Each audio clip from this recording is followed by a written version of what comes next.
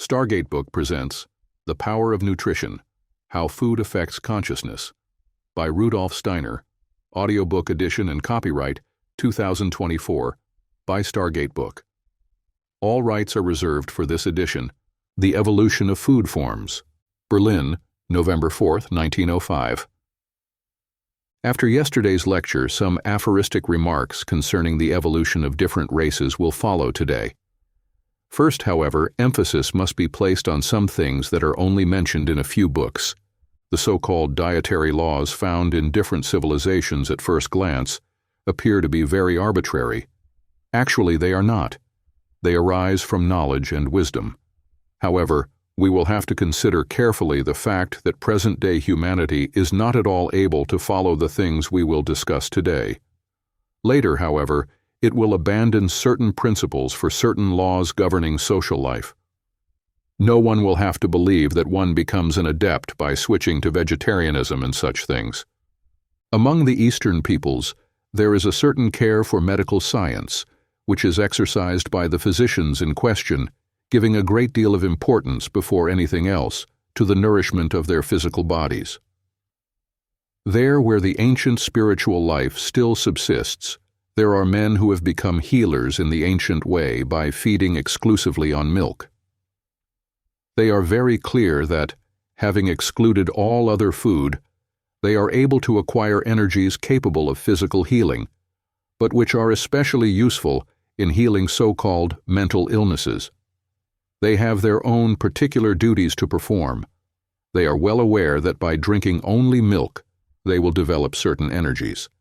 It is our intention to clarify on what intuition this is based, and we will be able to understand it in the following way.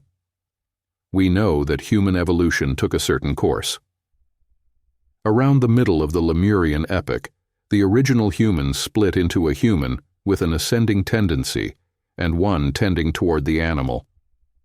Connected to this was the splitting of the energies possessed by the earth during the period when it was still united with the moon, with the passing of part of these energies to the moon. Think of the time when the earth was still united with the moon. Man then was on a completely different evolutionary step than he is today. He already had warm blood, but he did not yet show the separation of the two sexes. With the splitting of the moon, such separation can be observed, and today, looking up at the moon, one can say, with your leaving the earth, man's reproductive energy has split into two parts. There was also a time on earth when mankind was directly linked to the animal element, was interpenetrated in it, and fed on it. This kind of feeding, however, will hardly be understood by those who do not possess clairvoyant abilities. However, we can get an idea of it if we consider the normal feeding regimen of mammals, who feed their young with their own milk. With the separation of productive energy, also arose this type of feeding. At one time, humans could take in nutrients from their immediate environment, just as today the lungs take in air. Man was bound to nature around him by absorbent filaments, similar to today's human embryo, which is fed in the mother's body. This was the ancient form of feeding present on Earth. A remnant of it can be found in the suckling of mammals, and milk is similar to the food received by man in the pre-Lemuric age. It is the ancient divine food, the first form of nutrition present on Earth. At that time, the nature of the earth was constituted in such a way that it was possible to absorb this food anywhere. Milk, therefore, is a product derived from the earliest form of human nutrition. When man in his physical aspect was still close to the divine element, he absorbed milk from his surroundings. Occultists know how humans are related to nature. Milk consumption is a very ancient form of processed food. Man's first food has always been milk. It is interesting to ask what was the original cause of the absorption of milk from the surrounding environment, as was precisely the case at that time. The lunar energies present on Earth made this possible. They were similar to a blood common to the whole Earth. With the exit of the moon, however, such energies could still be concentrated only on particular organs of living beings. the occultist gives milk the designation of lunar food. Children of the moon are those who feed on milk. It was, in fact, the moon that brought such food to maturity. It has been shown that Eastern healers, who live only by feeding on milk, welcome back the primordial forces that were once on Earth, when milk still flowed there in streams. They said, "These are the forces that gave life to men. As creative forces, they must also be healthful. So by feeding only on milk and excluding all other foods, we will acquire the power to promote the development of health." Let us move to the Prelimeritic era. At that time, the condition dominated whereby milk was assimilated externally from the environment. This was succeeded by the condition in which it became the universal human food, and later by the condition in which it was ingested in the form of breast milk. But before the time when it was possible to assimilate milk everywhere from nature, there was a time when the sun was still united with the earth, and there was solar feeding. Just as milk remained on the earth at the time of the moon's exit, so did the products that had been ripened by the sun remain there. Everything that gains vigor under the influence of the sun, the flowers and fruits of plants, belongs to it. These once pointed toward the center of the earth, which was united with the sun. The flowers pointed toward the sun. When the earth separated from the sun, the plants did not lose their ancient character. They still turned their flowers toward it. Man will have to be regarded as the plant in reverse. What grows in the plant on earth behaves toward the sun like milk toward the moon. That is, it is solar food. Instead of simple milk food, a type of plant food that concerned precisely the upper parts of the plant gradually took over. In this consisted the second type of human nutrition. When the Lemurian era drew to a close, they were confronted by two races. One, comprising the children of the moon, who raised animals and fed on what they got from them, that is, their milk, and a second race who fed on plants, on what the earth gave them. This fact was represented in the story of Cain and Abel. The latter is a shepherd, while Cain is a farmer. Abel represents the lunar lineage and Cain the solar lineage. This allegory has in it something impressive. The secret doctrine hints at it somewhat covertly. The Jewish people gave the name Jehovah to that divine being who gave men the ability to become lunar creatures and to feed on the transformed lunar food. It represented the nourishing force of nature, which flowed to Abel from his flocks. When they switched to solar feeding, there was the fall of Jehovah. The latter did not desire the sacrifice of Cain, because that would have meant the renunciation of solar feeding. If we turn to the earliest times, we find no other food but milk, which man obtains from living animals. The original diet is based on milk, and it still is for the first few weeks of life. The Eastern healer refers the verse, "Unless you become like children, you cannot enter the kingdom of heaven," to this kind of feeding. All these things have their importance.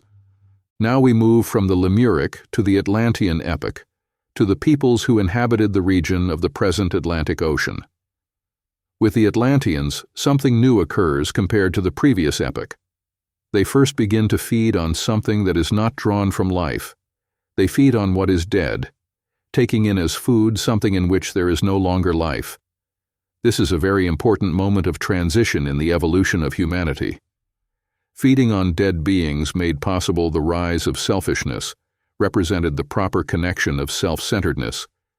By taking in what was dead, man gained independence. Man of that type fed on the lifeless element in its various forms. Firstly, hunter peoples arose, who procured their food by killing animals.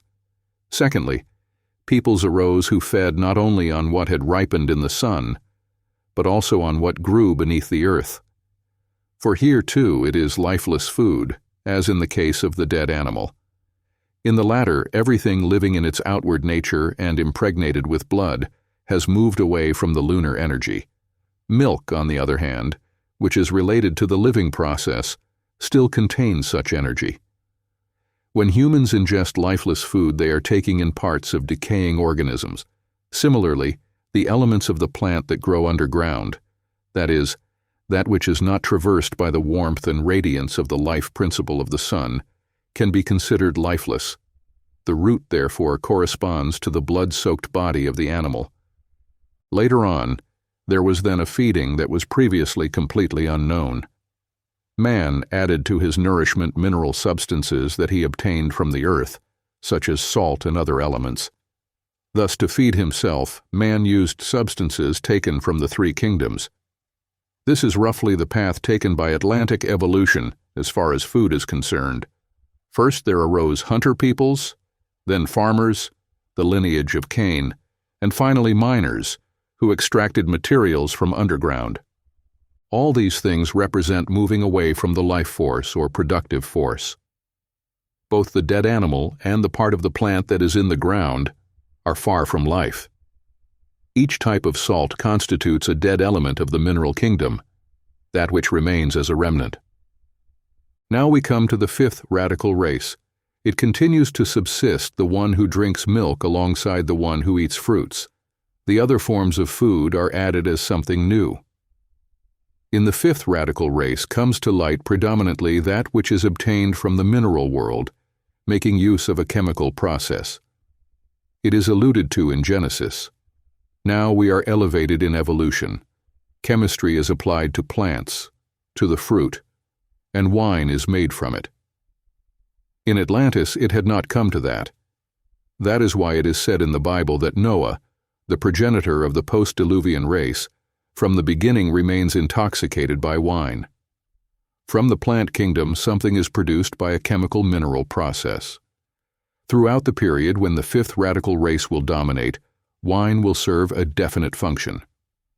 All the initiates of the beginning of the fifth radical race drew their traditions from the time of the Atlantic race, when there was no wine yet. The Indian, Persian, and Egyptian initiates, in fact, did not make use of wine.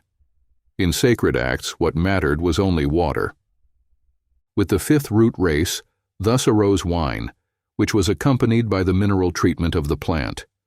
The first three subraces were repetitions of what had previously occurred, while the fourth subrace first developed a new element, which was later manifested in the fifth. It demanded that wine had a certain sanctity, so acts of worship arose in which wine played an important role. Cult of Dionysus. A wine god was even worshipped. In the evolution of humankind, this was achieved gradually. At first, the civilization of wine appears among the Persians, for whom such food is still something profane, however. Only gradually does it also find access to ritual, to the worship of Dionysus. It is the fourth subrace that first aroused Christianity, and is also the one that 700 years earlier had announced its mission with performances in honor of Dionysus. For the first time, wine was drunk during worship. This event was wonderfully portrayed by John, the evangelist who best knew the Christian religion. He, at the very beginning, describes the transformation of water into wine, for the advent of Christianity came first of all to the fourth subrace of the fifth radical race. There was a need for a doctrine that sacrificed what took place on the physical plane. Wine separated man from all that was spiritual. Those who drank wine could not reach the spiritual and attain knowledge of Atma, Buddhi, Manas, or that which remains, which reincarnates. So it was right that it should happen. The whole course of mankind's evolution is descending and ascending. Man had to reach the bottom, and for him to reach the bottom completely, to the physical plane, the cult of Dionysus arose. The human body had to be prepared for materialism through such worship, and therefore a religion had to arise to turn water into wine. At one time it was strictly forbidden for priests to drink wine, and they could attain knowledge of Atma, Buddhi, and Manas. Now a religion had to spread that would lead down to the physical plane, otherwise men would not come completely down. Such a religion had to be outwardly revealed. Its revelation had to give up Atma, Buddhi, and Manas, reincarnation, and appeal only to the universal. The next would again involve the transformation of wine into water. If water had not once been turned into wine, man would not have been able to take in everything in the earthly valley. Early on from John's Gospel, it is depicted, in the description of the turning of water into wine during the wedding at Cana, how Christ had foreseen what was happening. But he also foresaw what was to come by initiating the supper. The Last Supper is the most illustrative symbol of the cultural trend that began with this fourth subrace. Therefore, if he was the true Son of Man, who had descended lower than all to rise again with more strength, he had to stick to what was happening at that moment and show men how the physicality of the race related to his real mission. If mankind was to improve again, it also had to have a symbol that would once again lead from what was lifeless to the living element: bread and wine. According to occultism, bread is derived from the killing of the plant, and wine, beyond that, from its subsequent mineral treatment. When we cook something belonging to the plant kingdom, we are doing something similar to killing an animal. By deriving wine from the plant kingdom, in a sense, we are doing the same thing as if we drew blood from an animal. Bread and wine are symbolic of the fourth race. In the future, there will be an evolution from plant food to mineral food. Bread and wine will again have to be sacrificed, abandoned. That is why Christ appears during the era of the fourth subrace and points to the bread and wine, saying, "This is my body, this is my blood." By this he wanted to create the transition from animal to vegetable food, to something higher. There were two classes of men at that time. First, those who fed on flesh and blood. These are the pre-Christians, whom Christ did not take into account. Second, those men who killed only plants, who drew blood from them. They drank wine and ate bread. Of the latter he still takes account. They are the forerunners of the humanity of the future. The meaning of the Last Supper is that of a transition from eating dead animals to eating dead plants. When our fifth subrace has come to an end, and we move on to the sixth subrace, the meaning of the Last Supper will be understood and no more animals will be eaten. Until then, it will also be possible for the third form of food, the purely mineral form, to take over. Man will then be able to create his own nourishment. Now he still takes in what the gods have created for him, but in the future he will elevate himself and prepare in a chemical laboratory the nutrients he needs. As you can see, everything originates from deep insights. When we find among the ancient Orientals all sorts of rules concerning what one should eat, we realize that in fact rather than precepts they are descriptions, such as, "Do not expect substances to have an effect other than they should." What Christ actually sacrifices after consuming the supper is the physical body. It dies, as it will die in all mankind. Around the middle of the sixth radical race, in the last third, there will no longer be any physical body. The whole mankind will become etheric again, will turn into finer materiality. This, however, will not occur unless man himself causes it, and for it to occur, he will first have to switch to the food prepared by himself in the laboratory. To the same extent that man will no longer draw his nourishment from nature, but from his own wisdom, from the God within him, he will also run toward his deification. When man begins to feed himself, the foundation will also be laid for something higher, that is, for his self-reproduction. He will gradually create a life for himself from the mineral world. Such is the great course of human evolution. The natural science scholar today knows only a small fragment of the great cycle of nature. With Saturn, we enter the mineral age. In the Atlantean period, with the ingestion of dead parts, the basis for the rise of egoism is prepared. Until the fifth race, that of the proto-Semites, the human ego is slowly developed. During the sixth subrace of the fifth radical race, this ego will reach a higher evolutionary step. This means that we are facing a so-called new existential vortex.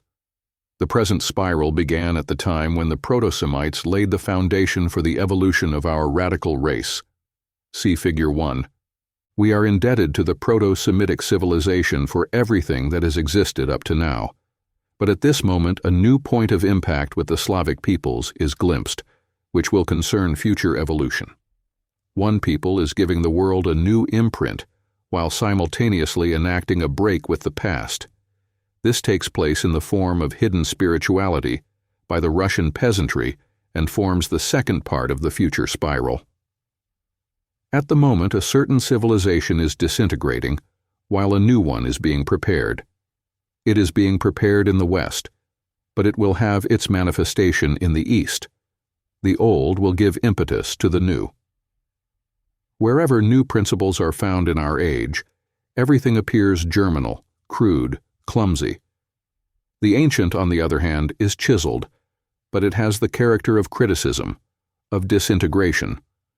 From the Semitic branch arise the representatives of ancient civilization, who are the bearers of what is whirling in the spiral. See Figure 2. All of them have something Semitic in them, e.g., Lassalle, Marx, and now it becomes part of the spiral. From that point it is not possible to create a continuity. You have to make a leap, as if to go from one shore to the other, to the spirituality of the future civilization of the East. Here a completely new point of contact begins. The future at first appears crude and naturally contaminated by the ancient. Haeckel is a man swimming in the middle of the current and being pulled by both eddies. The first part of Haeckel's Enigmas of the World is a positive elementary theosophy. The second part is negative, destroying everything. This precisely forms a vortex. We can also see the divergences between the socialism of the East and the socialism of the West. The former is a socialism of consumption, the latter of production. He who operates a social regulation of what is produced reckons with greed and selfishness. He who regulates consumption, on the other hand, looks out for what others want to get from him. He looks out for his neighbor. He deals with brotherhood. Production socialism, Marx, Lassalle, looks only at the worker as producer. In the East, in fact, consumption is placed in the foreground, for example in Kropotkin, Bakunin, Herzen. If you followed Kropotkin, you could see events breaking out. He understood at once the principle of mutual aid and force among animals.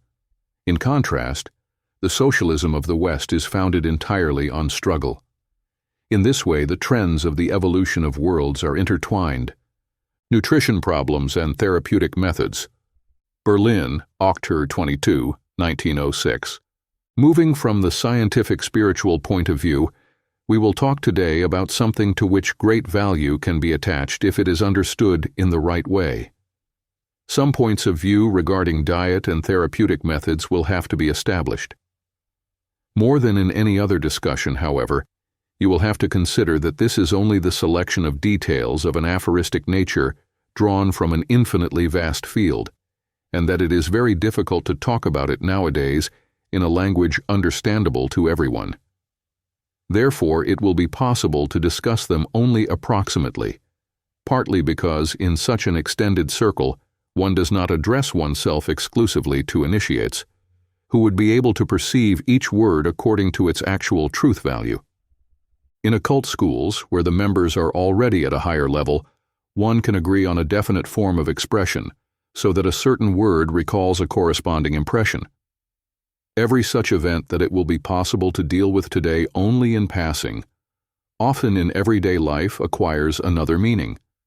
However, we will try to talk today about such problems, which also have practical value, among other things.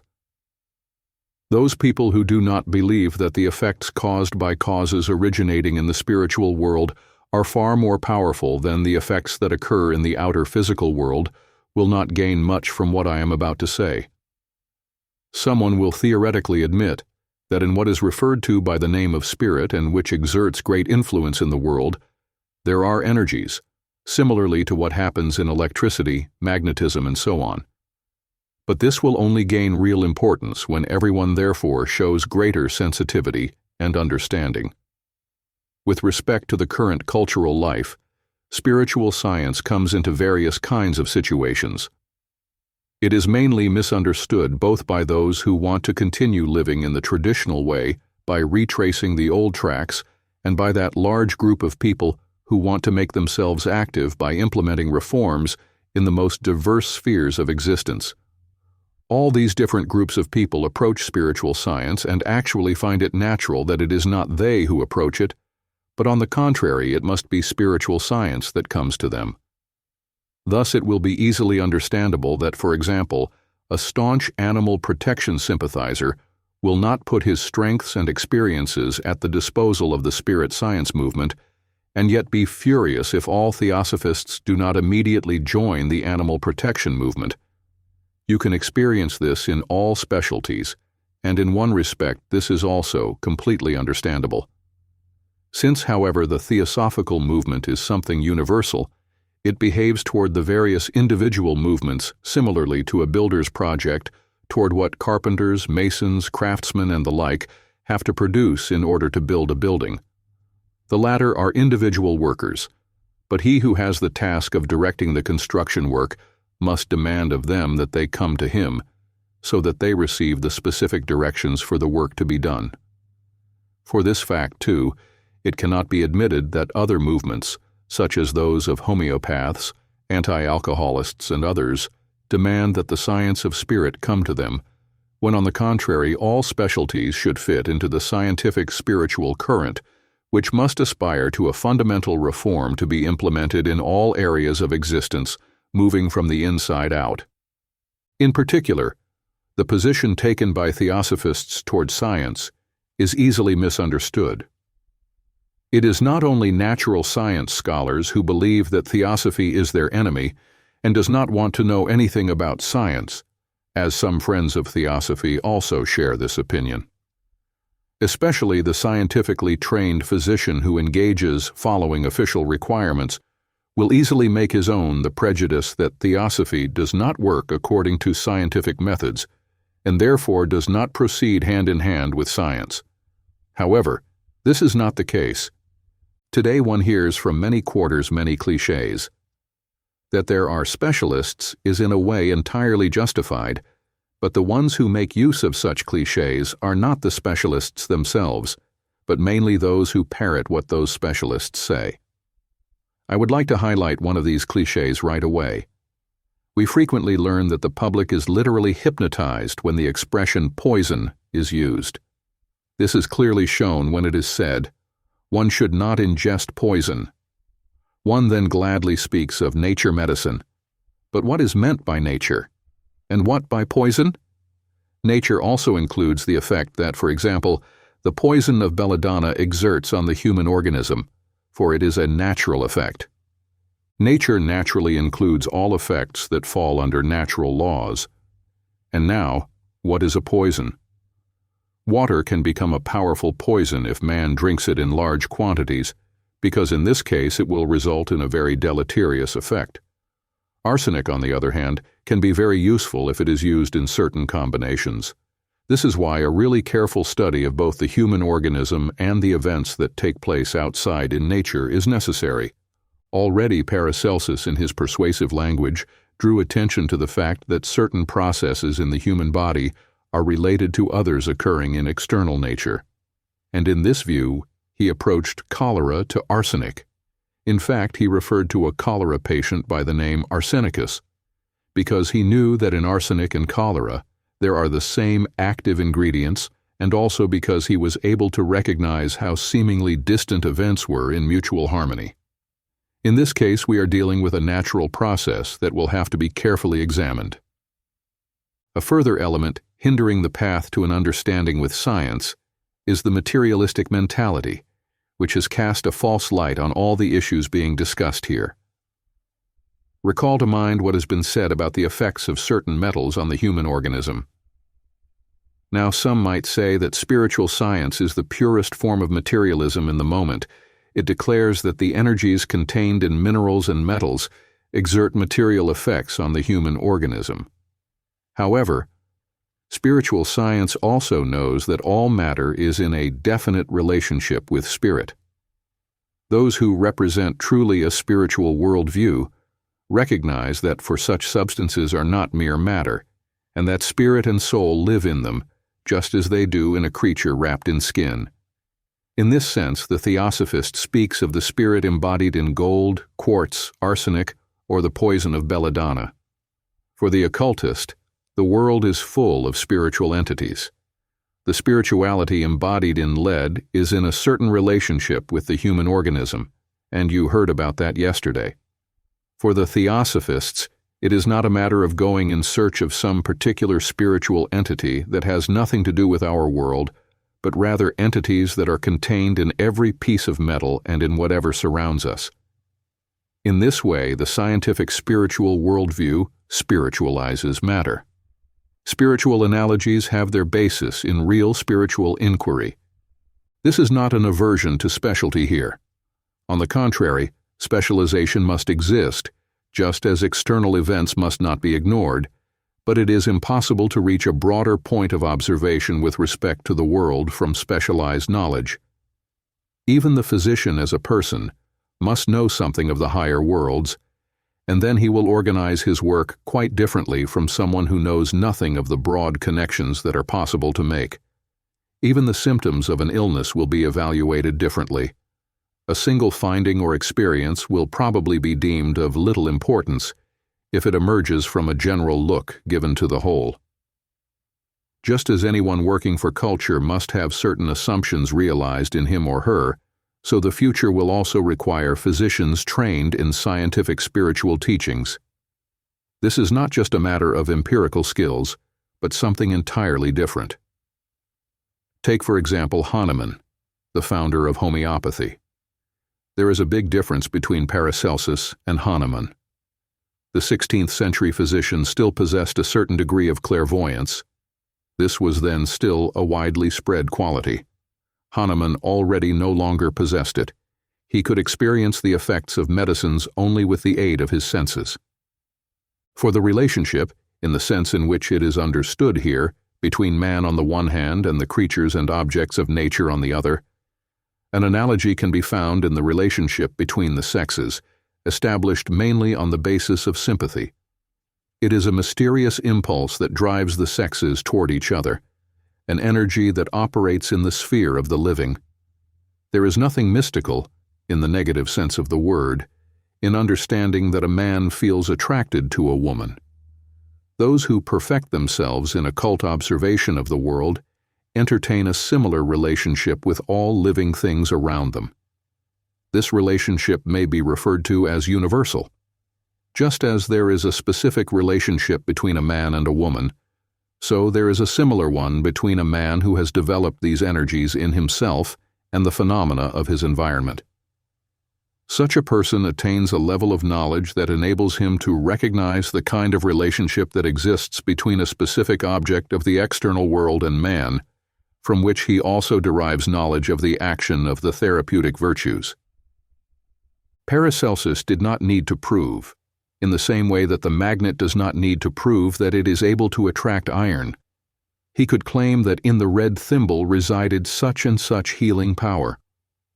Such knowledge will be regained only when the physician recognizes that what matters is not only intellectual reason, but the inner vital attitude, when he realizes that he himself must become an entirely different man. When he has transformed the temperament, character, and disposition of his soul, only then will he be able to develop that contemplative and cognitive force with respect to the energies of the world, which can create a harmony in man. This will not happen in the very distant future.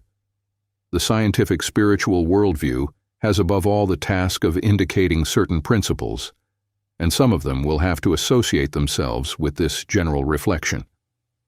Those who want to will be able to achieve much from this. 4 moments will be to be considered. The first involves there being a certain connection between what is usually referred to as digestion and mental activity. In other words, what takes place in digestion corresponds, at a lower level, to the processes carried out by mental activity at a higher level.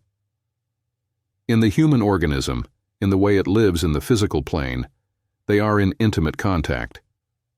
Let us observe this concretely. Mental activity involves the possibility of implementing logical deductions by moving from one concept to another. The deduction process that takes place within the scope of thinking activity is something well determined. Appropriate exercises can be done to conduct such mental activity in a certain binary, and the result that is achieved from an anemic point of view by performing such logical exercises is also achieved in the digestive process by a certain substance, coffee. This is not a fantastic assumption, for it is possible to prove this fact.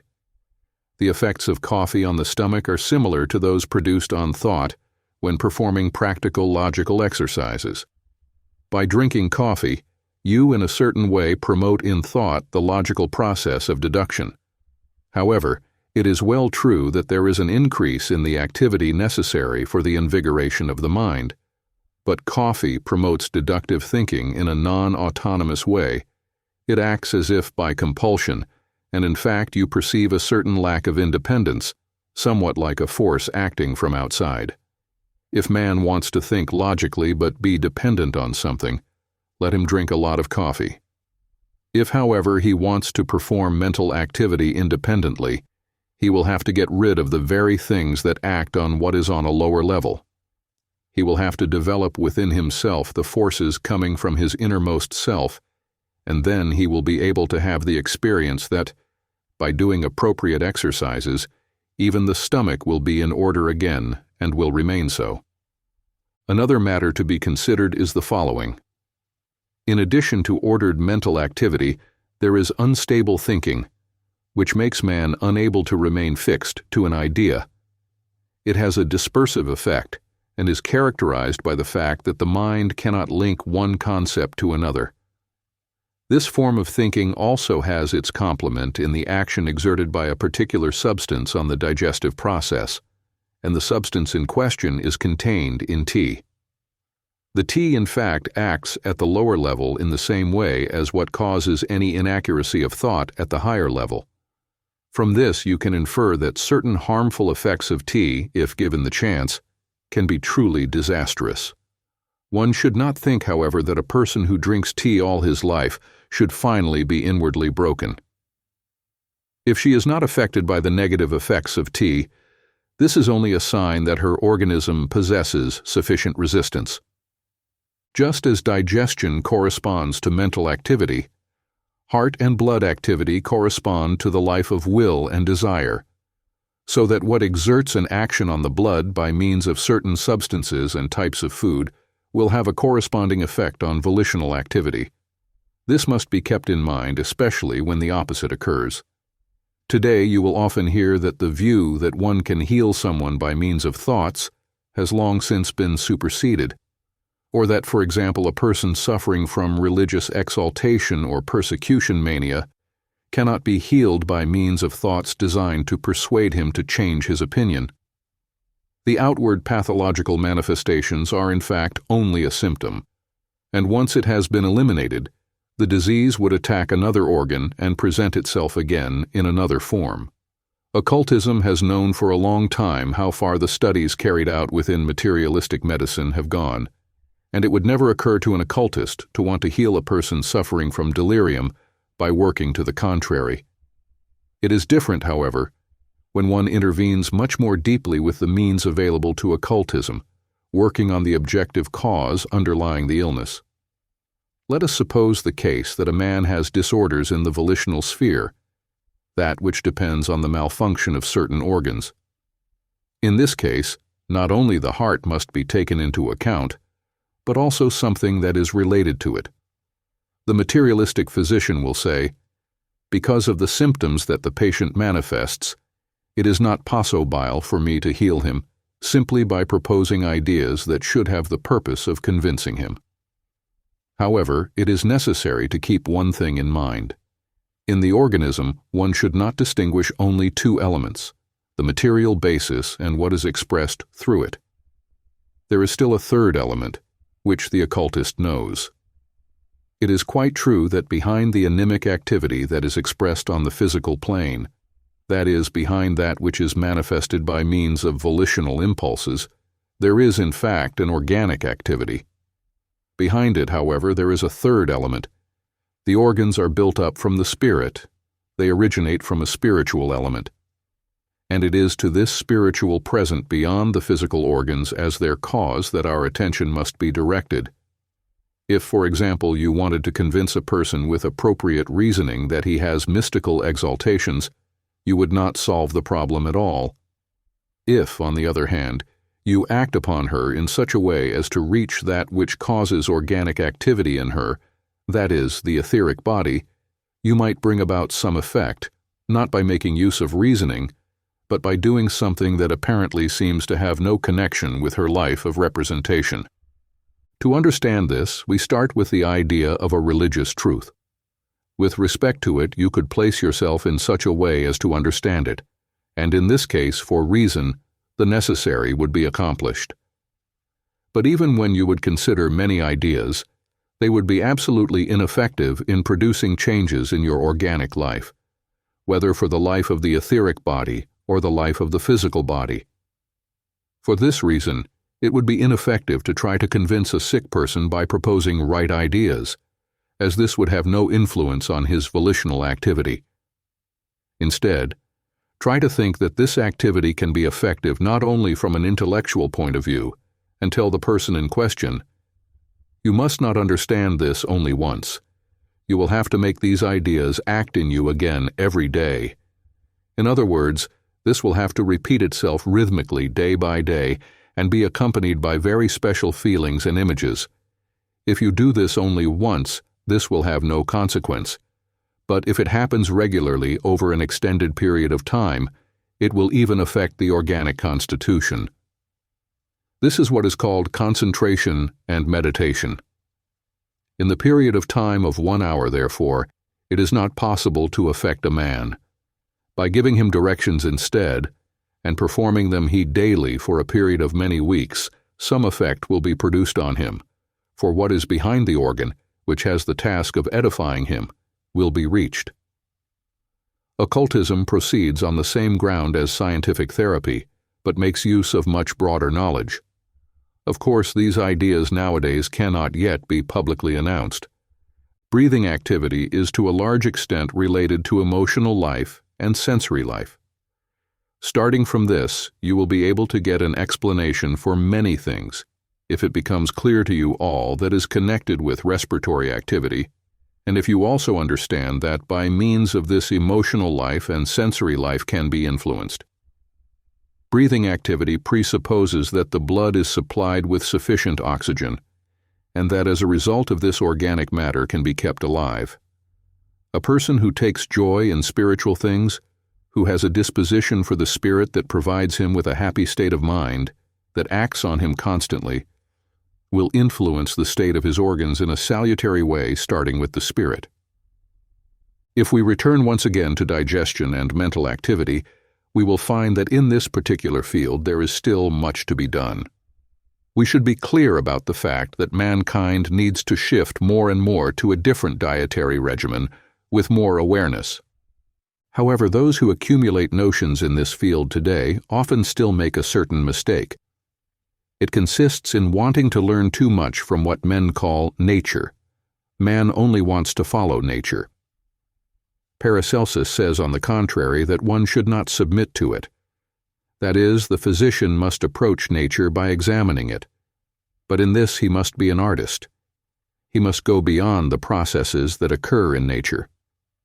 Paracelsus does not recognize true medicines in substances drawn from the spiritual energy within it. He looks forward to an age of medicine in which new products of this kind are used as truly effective remedies. It is merely a continuation of nature in this field. When people nowadays want to put forward a reason why a mixed diet should be appropriate for humans, they are wont to argue that herbivores are the ruminants, which are endowed with a peculiar stomach and an adequate digestive system. Carnivores, on the other hand, are the ferocious animals, in which the digestive system and dentition are predisposed for meat consumption. Man's dentition and digestive system would constitute a middle ground between those of ruminants and those of ferocious animals, and therefore it would be nature itself that would induce man to consume mixed foods. But in the world everything is in motion, becoming and growing. What man looks like is not important, but rather the possibility he has of becoming and transforming himself. If man were to switch to plant nourishment, the organs best suited to animal nourishment would be retracted in him, and those necessary for plant-like nourishment would be shaped. One must consider what something once was and what it will become in the future. Therefore, one will procure man a proper diet not by relating it to his present state, but only by keeping in mind man's inner evolution. By means of statistics and external events, one can understand only the external conditions in which man comes to be, but not the direction in which he is to move. One must consider the world instead from a broader angle. Observe a little of today's national character of the Russian peasant and the English peasant. The former will tend to emphasize the I as little as possible. In the Englishman, the opposite case will occur. This fact finds a purely outward expression in the way of writing, the Englishman in fact writing the word I with a capital letter. Delving into this fact will reveal that there is 5 times more sugar consumption in England than in Russia. Here again, the mutual correspondence of digestive and mental activity is shown. The phenomenon caused at the digestive level by the intake of a greater amount of sugar has its correlate at a higher level in a greater autonomy of mental function. It will be logical to think then that we can intervene in this situation, possibly even modifying it. One man may arrange his diet so that he needs only a short time to digest, while another will perhaps therefore take a long time. This allows us to penetrate deep into the human organism again. For if one man eats rice and completes his digestion quickly, he will still have energy left available for his mental activity. Another who eats, for example, wild duck and will need a longer period of time to digest may be just as intelligent. But when he produces thoughts, it will actually be his belly that is thinking. The one may be a weak thinker but may think independently, the other a sharp thinker who, however, does not possess autonomy in this function. You will be able to learn from this again. We will now touch on another subject. As much care as possible must be taken that the body does not receive protein substances in excess or deficiency. It is absolutely necessary to be able to determine what is the right amount, for protein substances in the sphere of digestion correspond to what takes place in the mental activity cell production of ideas. The activity promoted by the fertility of thought is aroused in the lower organism by protein substances. If these are not contributed to man in quantities that respect a certain balance, they will produce an excess of energies, corresponding in the lower physical activity to what produces ideas in the higher one. Man, however, must become more and more master of his ideas, so the influx of protein substances will have to be contained within certain limits. Otherwise, he will be overwhelmed by mental activity from which he should precisely free himself.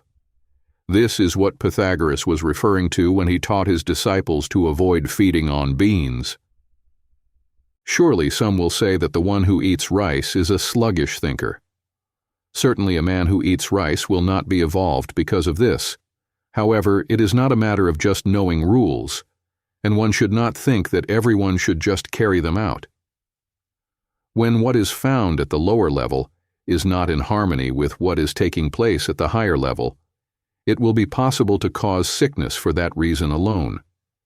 Take, for example, a man who has since recently switched to vegetarianism. In this new vegetarian, the activity taking place on the lower level will be of a very special kind, as certain forces are transformed from material to spiritual. If they are not employed, however, they will produce a negative effect and may even harm mental activity. One who is engaged in a single activity, such as a banker or an ordinary desk scholar may do, for example, will be able to suffer considerable damage if he does not take in spiritual ideas and does not use those energies put in store with his vegetarian way of life. The vegetarian will necessarily have to convert at the same time to a spiritual life. Otherwise, it would have been better for him if he had continued to eat meat. His memory, in fact, may be damaged, and the same would happen to some parts of the brain and so on, In short, it is not enough to feed on fruits for a person to have the supreme regions of spiritual life opened up to him. A further parallelism traceable in the human organism is as follows. To the ability that man has to procreate corresponds in the higher organism the so-called visionary element. That is, in a certain sense, also the imaginative soul activity. This is why some orders of the past demanded a certain asceticism, yet in this there is at the same time a source of immense dangers, which can be avoided by leading a pure inner life, having a firm confidence in one's own individuality, and disposing of the faculty to always remain calm in every situation. By not indulging in states of excitement and outward actions, one will move safely on this ground and avoid harmful effects. With white magic you come not only to a pure kind of life, but to an intense and secure life, to a solid dominion of interior life. You acquire the power to retain self-mastery in all situations. If you really possess so much self-control so that nothing can baffle you, and you can have secure motivations on the inner level, you will also be able to overcome falls more easily. A new era may begin if we decide to take theosophical wisdom by norm in all these things. In the future, for example, it will be necessary to analyze how certain forces of the organism can be systematically transformed into energies that can be used for spiritual knowledge. A substance of higher nutritive value than milk will then be produced in the laboratory. Already today it would be possible to create a laboratory for the production of food, with which one could achieve to have an influence on the nutrition of peoples. However, the time will come when students of spiritual science will work chemically in harmony with nature in the process of becoming, and not with nature already transformed. This is precisely what Goethe meant when he said, "Observe the plant in the making, as gradually built up by degrees, it develops into flowers and fruits." Accept these few points of view drawn from a vast scope, and consider them as susceptible to expansion. You will then see that it will be possible to draw spiritual nourishment from these things, as well as being of great importance to you from a practical point of view. Problems of nutrition observed in the light of spiritual science. Munich, Genre 8, 1909. Lectures have been given here concerning the most varied interests and events in spiritual life. Today let me deal instead with a topic more prosaic than others heard here, observed from the point of view of spiritual science. One such topic is undoubtedly the problem of nutrition. Precisely in the age in which we live, spiritual science has something to say about issues that have a direct influence on everyday life. On the one hand, on the part of those who know spiritual science superficially, so to speak, the reproach is made that it strays too far into the spiritual element, in a certain sense. That is, it feels that the ground is missing under its feet. On the other hand, however, perhaps it will also be possible to hear the opposite, always of course from those who know spiritual science from reading a pamphlet or listening to a single lecture.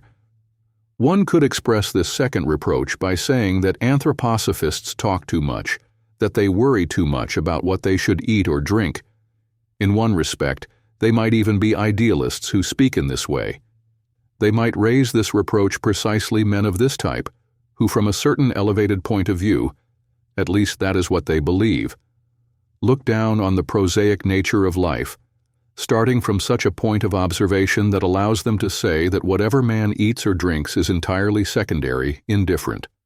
The problem lies not in what one eats or drinks, but in whether one rises above matter by virtue of one's spirit.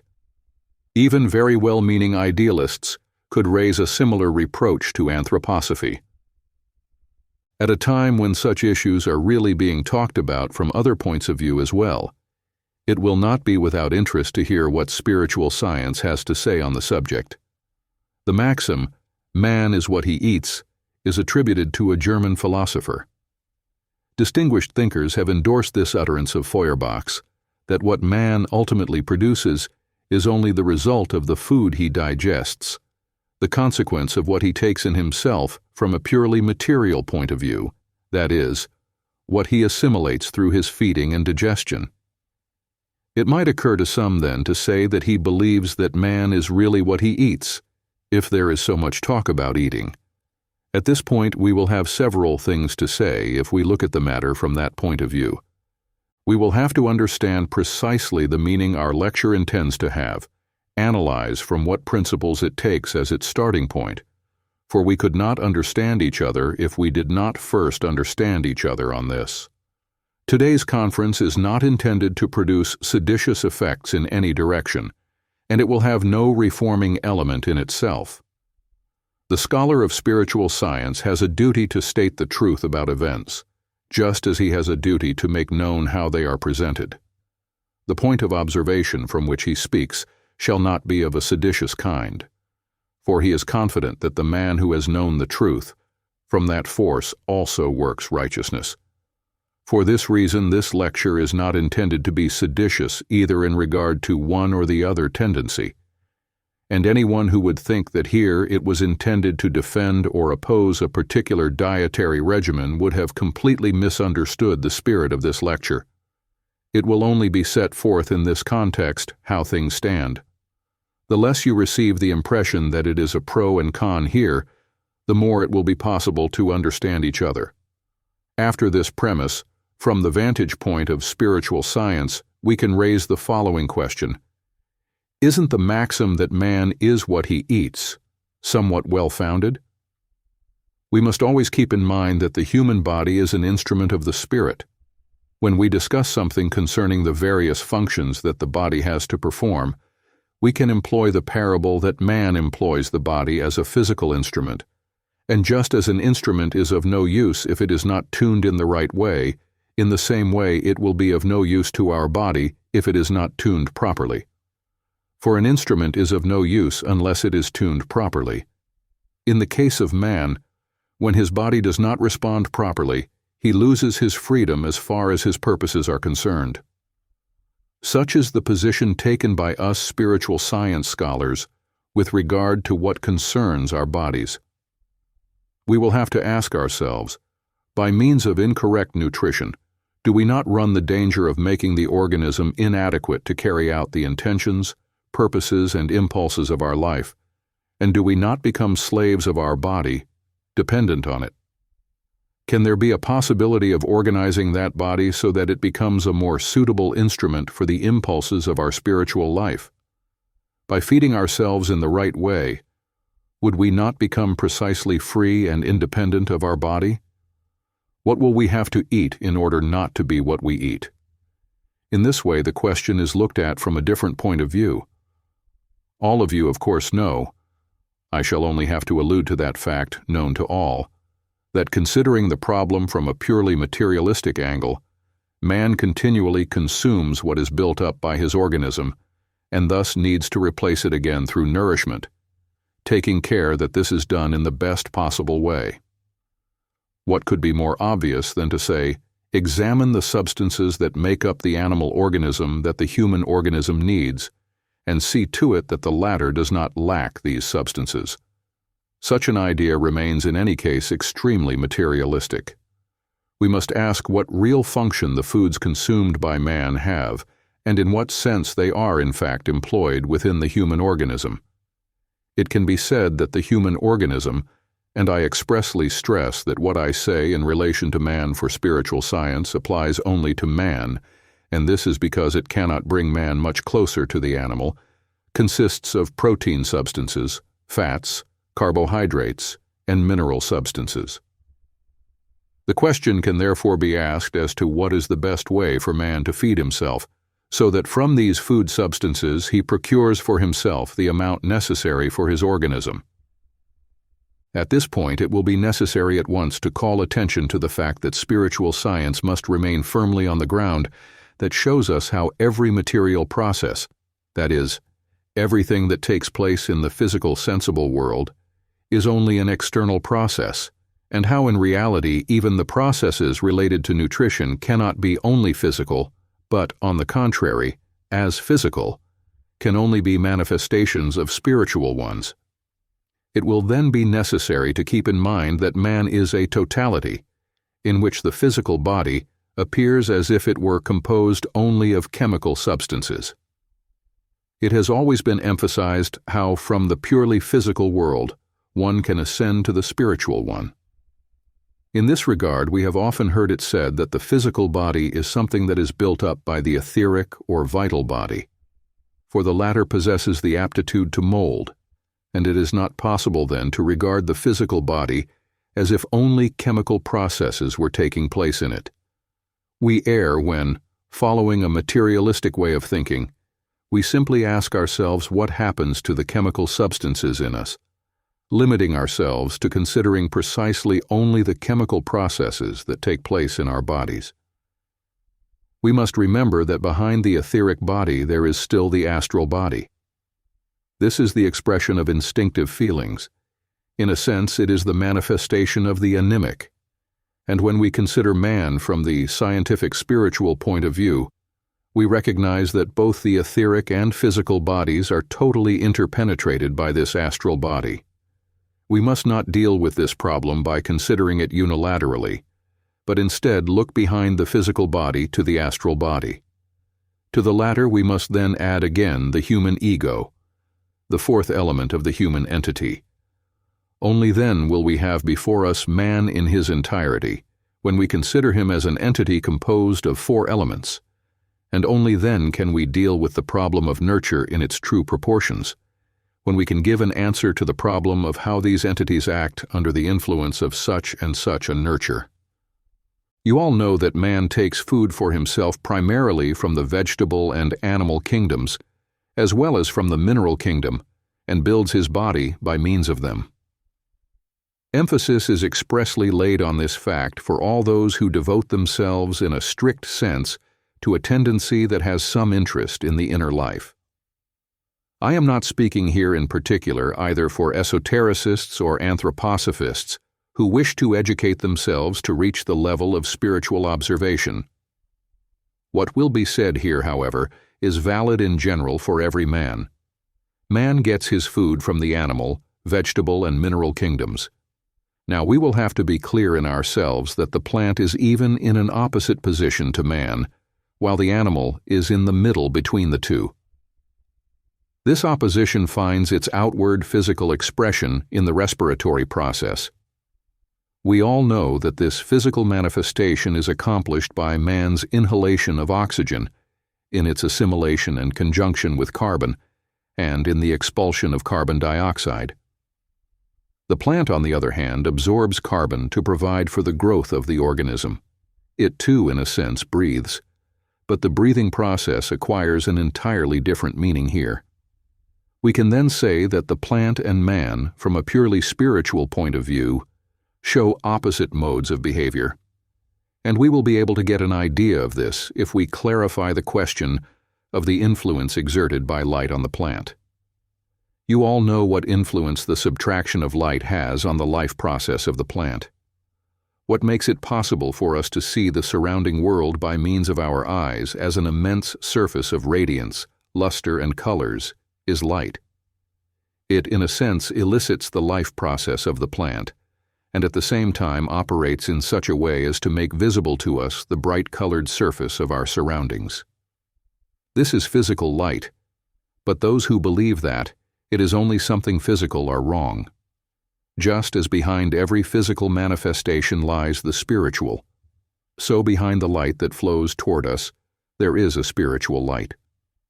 Whenever man rejoices in the radiance of physical light, he will be able to say to himself, "Just as when I see a man coming toward me and it becomes apparent to me that a spiritual element lives in him, in the same way I will be able to imagine that a spiritual element lives in this light." The spiritual light living in the physical light of the sun is of the same kind and has the same essence as the invisible light living in the human astral body.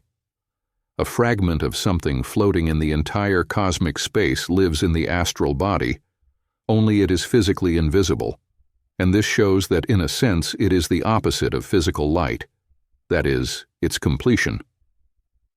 In us, therefore, lives an invisible light, which has a task to perform, It, we may say, behaves with respect to physical light, as negative magnetism behaves with respect to positive magnetism, that is, in an opposite manner.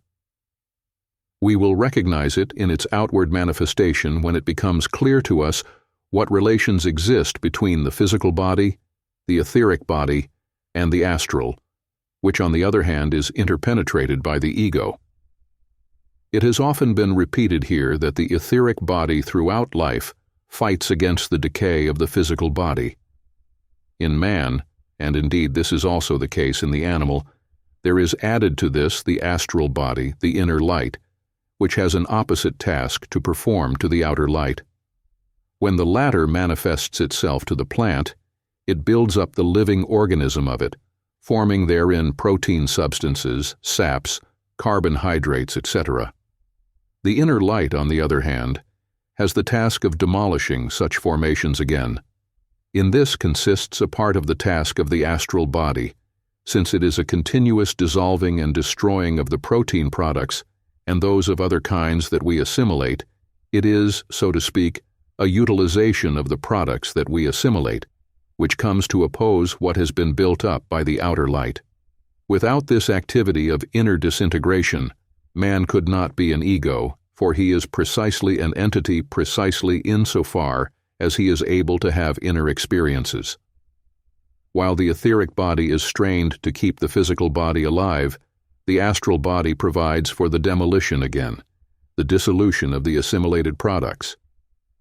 Without this decomposition process taking place in the physical body, the astral body, which has incorporated the ego into itself, could not continue to perform its task in the physical world. We then have a reciprocal process between man and plant: exhalation and absorption of carbonic acid, exhalation and inhalation of oxygen, and so on. The opposition that occurs between the plant and man is only for them of a complete type. The animal in a certain way is not vivified by an ego similar to that of man, but by a group ego, so that animals sharing the same aspect have a common group ego and are regulated from the outside. This is the substantial difference existing between man and animal. While every decomposition in the animal is regulated from solicitations from the outside world, in man it is directed by his inner ego. This also has the possibility of becoming more and more in control of what happens in him. Let us keep in mind the following question: how will the ego increasingly become the filter of his bodily processes? Let us ask then, what does the organism, and in particular the astral body, do in its implementation of the decomposition of the substances that man has assimilated? Or in nutrition is it something essentially different from that? While the body interpenetrated by the ego operates a process of demolition, at the same time it also carries out another activity, by means of which something is produced on the inner level. Precisely through the decomposition operated by the astral body, the inner activity of consciousness originates. Activities are thus aroused in us as a result of the fact that decomposition takes place. First, inner heat is provoked. Secondarily, something less perceptible than inner heat, namely the physical manifestation of inner light, just as the inner heat which runs through the blood is an effect of the decomposition of protein substances, so the nervous system is the expression of the inner light. The inner activity of the nervous system is the result of the decomposition that has taken place in the organism. Therefore, it is not the nerve as such, but the nerve activity that is aroused by a process of decomposition of substances, that is, what takes place in the nerve, what makes possible the production of ideas, thought in man, which we can call the physical manifestation of the invisible light. Inner heat is conditioned essentially by the decomposition of protein substances. The inner light is caused by the processes taking place in the inner organism, the fat, carbohydrates, energy, glucose, etc., involved in the process of heat production and the motor process aroused in the inner organism, so that in this there is the manifestation of the activity coming from the astral body. Man does not feed himself in the right way, by receiving a certain necessary amount of food, but rather when these processes are carried out in the most adequate way possible, for on this his inner life is based. Man is a being in motion, full of vitality, and this is precisely where the inner life takes place. When this does not take place properly, this will have repercussions, and man will become ill. The right way in which inner mobility occurs should provide us with the basis for an adequate response to the problem of nutrition. We shall now call our attention to the fact that everything man has to accomplish at the level of inner processes must represent the continuation of the plant process, operated, however, in the opposite direction. Where the plant ends, man must begin. I will present a particular case so that you can immediately realize what this is all about. When man uses a diet of plant foods, they make great demands on his body. In fact, plant food is so light that it cannot be rich in fat. That is to say, the human organism, which has the capacity to produce from itself the fats it needs, is required to produce fats from a food that does not contain any, so that when man ingests plant foods, he must inwardly develop this activity from himself. That is to say, he must make an inner effort to make use of what he needs for the production of fats, which he is prevented from doing when he ingests ready-made fats from the animal kingdom. Therefore, it is good for man that he should be able to accumulate in himself as much fat as possible so that he does not have to overexert himself, the materialists assert. Looking at the matter from a spiritual point of view, however, we shall have to recognize precisely in the development of inner activity the real evolution of human inner life. If man is compelled to call in the forces that make it possible for him to produce fat from himself, it will depend on the degree of inner mobility whether the ego and astral body become masters of the physical and etheric bodies. Providing the organism with ready-made fat will have the consequence that it will be spared from producing fat by itself. Instead, giving him the opportunity to develop the activity potentially present in him will make him free and master of his body. Otherwise, man, as a spiritual entity, will remain a spectator in this situation, and everything that takes place in him having the result of leaving him only a spectator will constitute a burden, which will prevent him in the impulse to vivify his astral body. In its inner mobility, the astral body will thus bump against an inner wall if it is deprived of the opportunity to produce its own fat by itself. Now we will have to ask what inner activities are stimulated by ingesting this or that substance. Starting from this point of view, we will try to shed light on the relationships between plant and animal substances and human nutrition. Our intention is to obtain clarification on the kind of consequences found in a man who follows a vegetarian diet or an animal diet. The animal proteins we ingest are not of the same type as plant proteins. Since the organism of the animal is interpenetrated by the astral body like that of the human, it is able to carry out, up to a certain level, processes quite similar to those that take place in the human organism. The latter is able to go one step further than the animal organism can go. In the latter, too, it is again the astral body that operates a decomposition from what has been built up. If we now consider the animals around us and take an interest in their nature by observing their spiritual relations, we shall see in them, making a comparison between man and animal, diffused in great numbers the precipitous qualities found in man. Although it is possible to find great differentiations in the sphere of human organization by considering the different races, it will also be necessary to recognize that the human being presents himself only in one kind. He appears as a spiritual concentrate of what can be seen spread in animal forms. If you consulted each other on the characteristics of animals, you would receive an extract of what is present in man to a more attenuated degree. Every single animal has in itself partially a little of the energies that are presented, harmonized in man, and on the basis of which his whole organism is built up. Everything in the animal kingdom, right down to the innermost structure of its substances, is organized in such a way that a broad picture of human characteristics can be found there. When man is compelled to find the physical expression of qualities relating to his astral body, he is bound to fatigue the latter to force it to gather all its energies. He must become master of the processes that take place in him, activating his astral body in such a way that the process that takes place in plants is continued in him. When we ingest foods from the animal kingdom, we assimilate not only the fat and physical flesh of the animal, but also what the astral body has operated within that organism. By ingesting plant foods, we will have to bring in the intact energies of the astral body, stimulating all our inner activity. Part of that activity, however, is taken away when we take in animal foods. And now, we shall be able to show the relations of both modes of nutrition from an essentially spiritual point of view.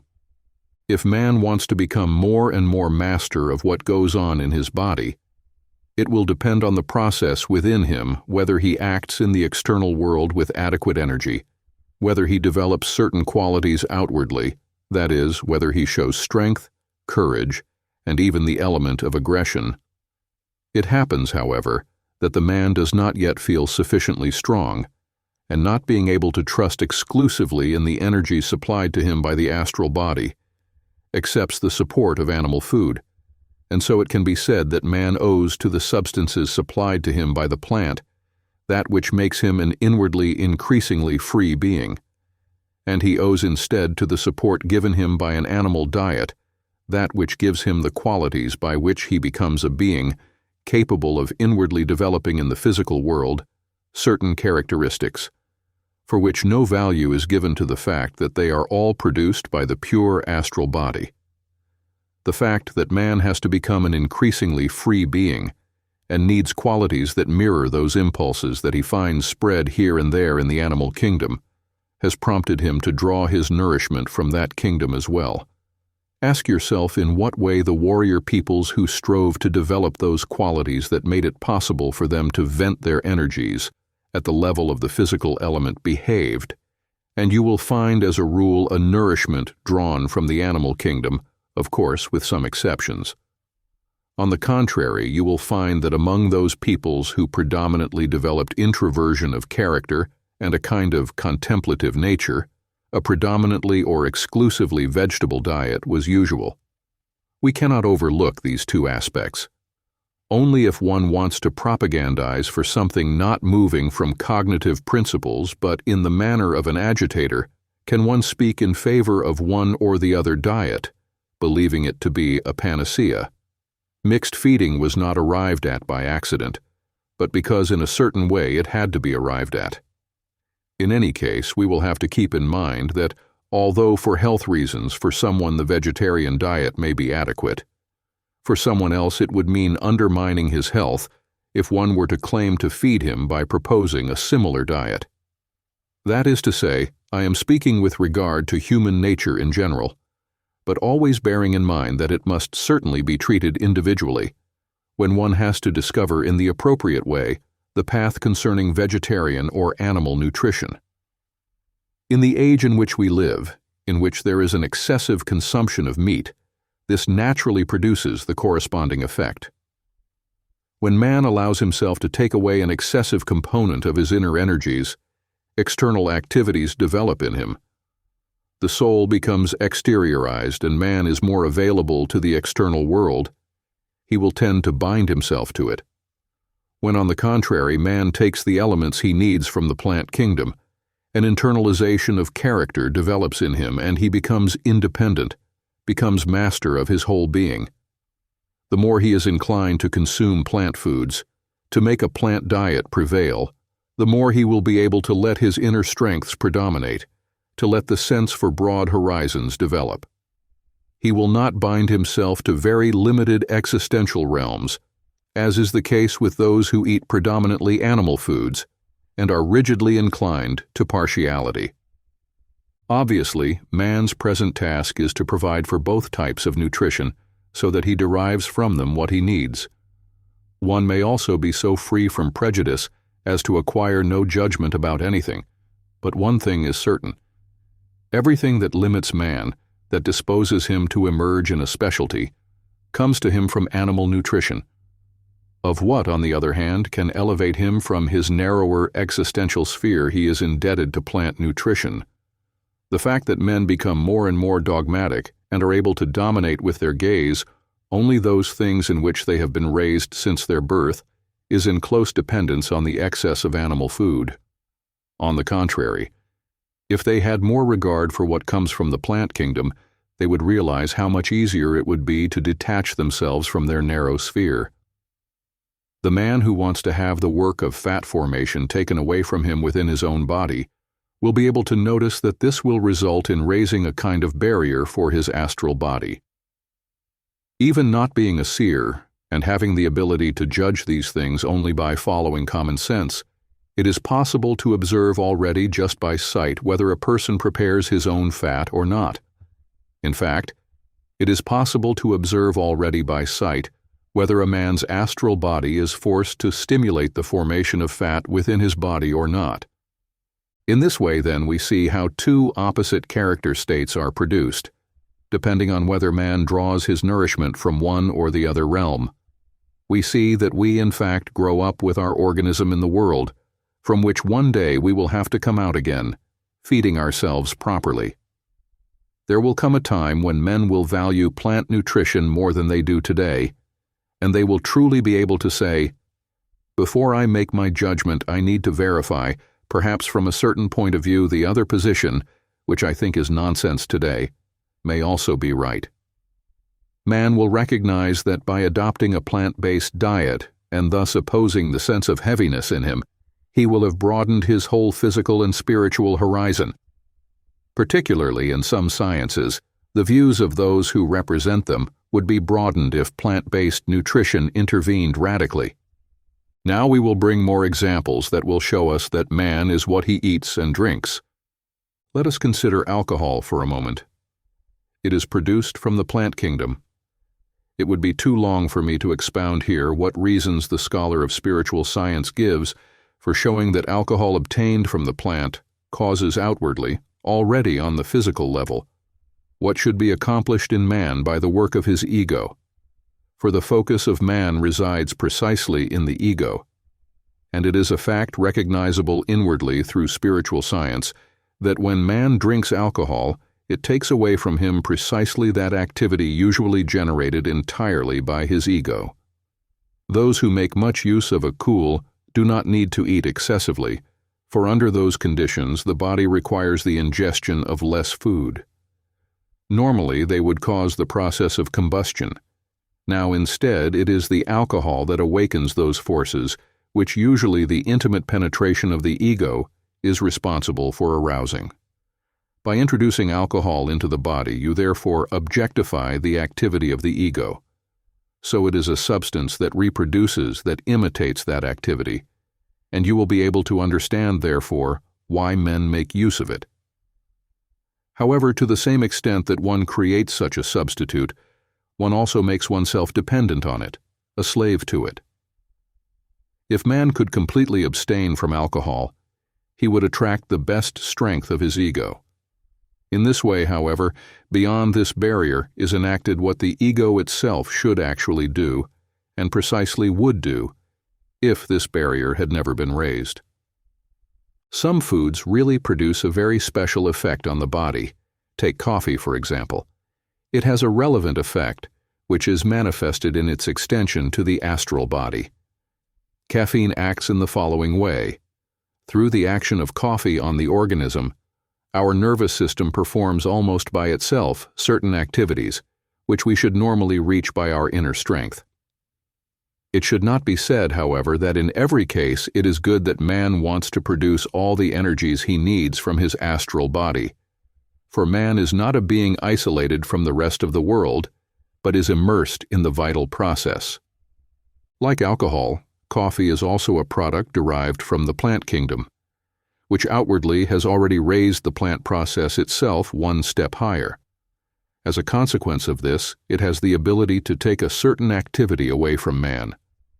Sight exercised to perceive spiritual events is able to discern that the functions of consequentiality and logical connection included in nervous activity come to be supported in coffee, whereby man can allow himself to have the faculty of making logical connections, the ability to concentrate on the same thought, subtracted from that substance, naturally resulting in a weakening of his real inner strength. For example, in a women's coffee gathering, thoughts remain fixed on one object until all sorts of gossip has been made about it, and although this might seem like a joke, it is not, for what occurs in such a situation falls right under the coffee effect. Tea, on the other hand, acts quite differently. It has the opposite effect. Especially if you drink it in a stronger infusion, the thoughts are dispersed and clarified. The strong effect of tea is, let us say, to bring out witty, brilliant thoughts, which, however, taken individually do not possess considerable strength. Those who need to neatly line up one thought to another will help themselves by drinking coffee. This is the case, for example, with literati who spend the whole day at the cafe. This is the positive aspect of the matter, while in a women's meeting coffee has a negative effect from a logical point of view. With tea, the opposite happens. Thoughts are more dispersed, and for this reason it is not without reason that tea is a favorite drink of diplomats. It might be of interest to some if we brought last the example of a food that plays an important role in nutrition: milk. It is of an entirely different species than meat or other animal products, in that it manifests the animal process expressed by the astral body more weakly than any other. Milk is only half an animal product, does not have the astral force of human and animal nature in it, and is one of the most exquisite of voluptuous kinds. It is appropriate for those who want to give up meat completely, but do not have the strength to accomplish everything they need by serving only the inner astral body. Already on the basis of a purely external fact, you will be able to realize that milk contains everything that man needs for his organization.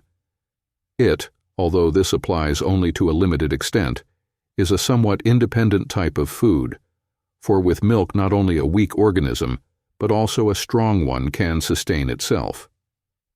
If man decided to live on milk and made use of it for a period of time, special energies would be awakened in him, resulting in an increase in his strength. That is, an excess of energies would be produced and forces would develop that would actually have the possibility of healing. But to have the desired energy, one must first acquire it. Here, then, is the way in which certain forces can be developed in man. Those who wish to develop firmly in life certain therapeutic virtues can train themselves to attain them. Of course, even in this case it must be remembered that what is suitable for one is not suitable for all. It is an individual thing. One can, the other cannot. Man has the opportunity to wisely edify his own organism, helping to develop free and autonomous inner forces, and so by means of the science of spirit, we return to the maxim mentioned at the beginning, enunciated by Feuerbach: man is what he eats. Man can feed himself in such a way as to undermine his invisible inner autonomy and thus become the expression of what he eats. But he must still choose a type of nutrition, and in this, spiritual science can be his guide, so that he will be less and less a slave to the type of nutrition he adopts. For because of wrong nutrition, one can easily become what one eats. By making knowledge of the spiritual life prevail instead, man can aim to be free and independent, so that what he feeds on does not hinder him in being and becoming what he potentially could be. The food process. Dornick, September 16, 1922. In order for you to have a more complete view of the situation, I would like to look more closely at certain phenomena that really take place in the human body every day, for it is only possible to understand events that take place at higher levels if you really know about certain phenomena that take place at lower levels. Today, therefore, I would like to consider once again the entire eating process from both the physical, material, and soul perspectives. Human beings eat. In doing so, they first receive food into their mouths. Solid and liquid foods are ingested, while aeriform foods are received through respiration by means of the lungs. Although we ingest solid and liquid foods, our bodies nevertheless need only the latter, which is why solid foods already in the mouth must attain a certain degree of fluidity. In the mouth, scattered all over the palate, and especially in the oral cavity, are small organs called glands, which continuously secrete saliva. You must therefore imagine on the sides of the tongue such small glands. They consist of small masses which, observed under the microscope, turn out to be arranged in such a way as to have the appearance of small bunches of grapes. They are arranged like cells joined to each other, and they secrete saliva. This breaks down food and envelops it entirely, and in fact, to be useful to the human organism, it is necessary for food to be insalivated already in the mouth. Now, in this insalivation, in permeating the food with saliva, an activity takes place which we perceive in taste. During insalivation, we taste food by means of the sense of taste. Just as we perceive colors with our eyes, so through the sense of taste we perceive the taste of foods. We can say then that in the mouth, foods are inhaled and tasted. With taste, therefore, there is awareness of foods, and through insalivation, they are prepared to be received by the rest of the body. In the saliva of the mouth, however, there must be a particular substance, otherwise foods could not be prepared so as to be usable by the stomach. Such a substance, actually contained in saliva, is called ptyalin. In the mouth, therefore, ptyalin is produced by the salivary glands, the substance that first processes foods so that they can be usable by the stomach. The food insalivated and processed by ptyalin reaches, via the pharynx and esophagus, the stomach. Here it must be processed again, and therefore also in the stomach. There must be a substance that performs this function. Just as in the mouth saliva contains ptyalin, a kind of saliva is also produced in the stomach, in which, however, there is a substance somewhat different from ptyalin. In the stomach, we can say, foods are permeated by this new substance. It, instead of containing ptyalin, contains pepsin. Now you see, in the stomach of a grown man, and even already in that of a child who has reached the age of 7 years, there is no longer any taste. Instead, the infant still tastes food in the stomach, in the same way that the adult person tastes food in the mouth. In order to understand the reality of the adult man, it will then be necessary to first deal with the anemic element present in the infant. The adult man can get an idea of the taste present in his stomach at most when it is somewhat spoiled, and what is produced from it, instead of continuing its downward path, returns upward. Only then is man able to get an idea that there is a certain taste in the stomach. I assume that at least some of you have already had the experience whereby something that was in the stomach returned to the mouth. So you will know that such a substance really does taste worse than any food, or at least most foods ingested normally. Certainly what tasted the same as what came from the stomach would not taste good. In fact, normally no food is ingested that tastes similar to what is created in the stomach. Yet, the taste that chyme, the substance that is produced in the stomach, has to have come about somehow. Chyme is precisely formed in the stomach. In the mouth, foods are ptyalized. In the stomach, on the other hand, they are pepsinized, and the consequence of this is that they acquire precisely two different flavors. As far as taste is concerned, the question arises in these terms. Let us take the case that you have a particular sensitivity in drink water. It will generally, if it is not dirty, not taste bad. However, if you let a lot of sugar dissolve on your tongue, of course you should be somewhat sensitive to this, you may experience that the water tastes sour to you. Taste is an individual thing. It is, however, in the way man can distinguish it, not formed in the mouth but in the stomach. The child, who is not yet able to think, nevertheless feels these sensations, although he does not recognize tastes in the way an adult does toward his own breath. For the child, there is therefore a need to ingest foods that do not produce a bad taste in the stomach. One such food is, for example, breast milk or milk in general. The baby has an affinity for such a substance, since he, having been generated by the mother's body, which is also capable of producing milk, feels it as a food close to his own nature, and for this reason milk does not taste bad to him. In fact, if the child were to receive another food too soon, it would be stomach churning for him.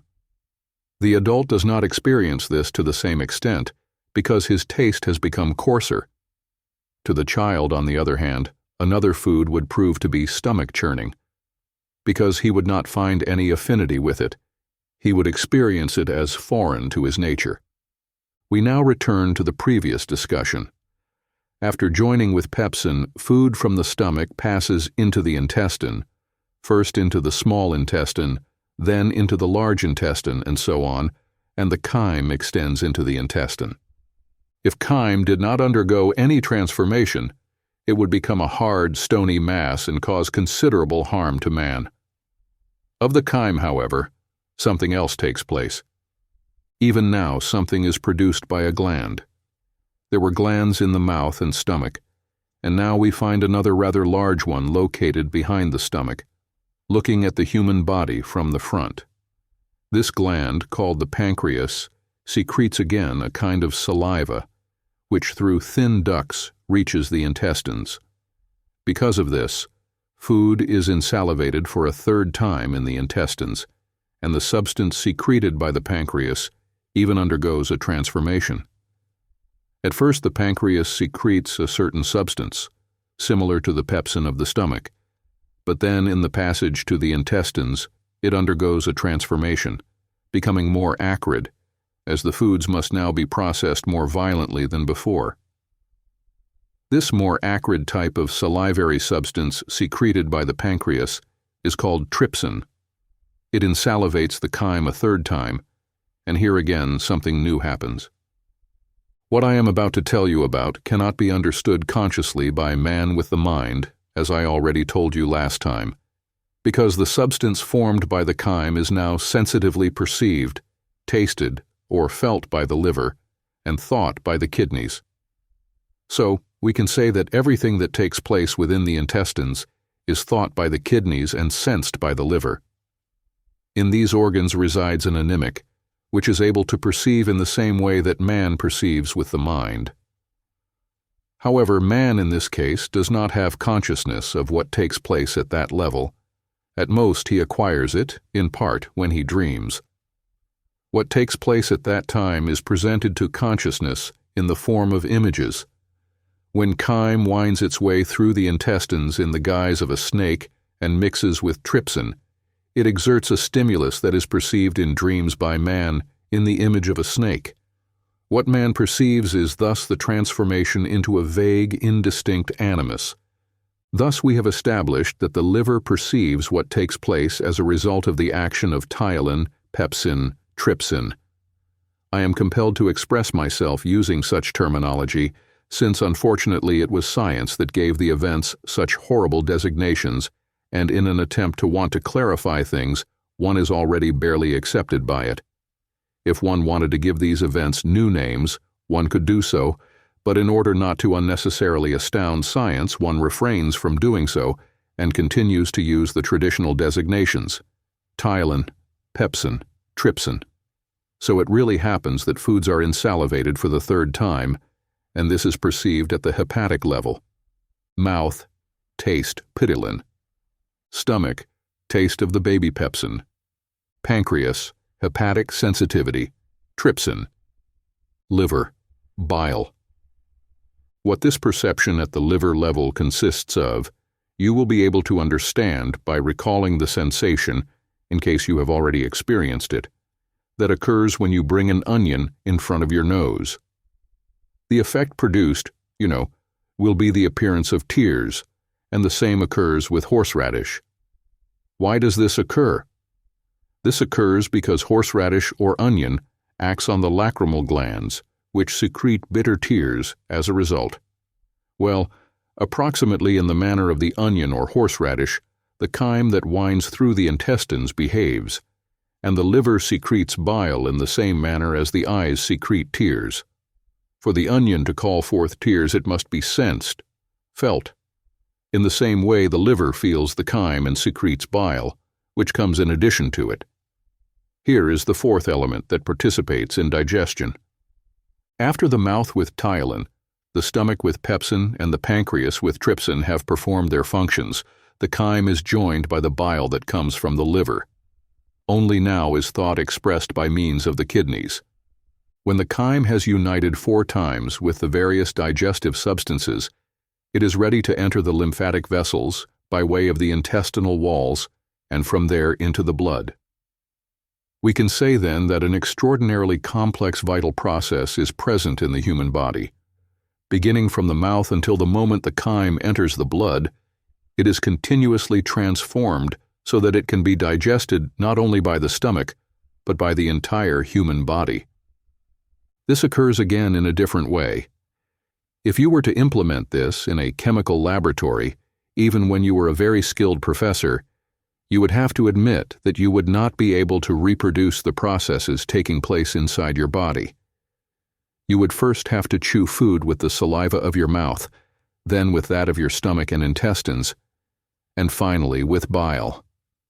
All this takes place in your body continuously every day, but if you were to reproduce it in the laboratory, you would not be able to. Man has an intellect, yes, but what takes place judiciously in his belly is much more intelligent than men on earth. The process that takes place in us is very wise, judicious, and you certainly cannot imitate it. However, you will have even greater respect for this process when I explain it in detail. Let us ask what man feeds on. He ingests plant, animal, and mineral substances, and in this way takes in very different substances from one another into his mouth, stomach, and intestines. These substances must then be transformed through insalivation. Consider an example. Man eats potatoes. What does the potato consist of? Mostly from substances that make up starch. In fact, you know that starch is made from the potato, so actually when you eat potatoes, you ingest starch. One of the primary substances that humans eat is starch. Many foods, in fact, contain starch. The potato consists almost exclusively of starch, with the addition of particular liquids, namely water. For this reason, its appearance corresponds to what it really is.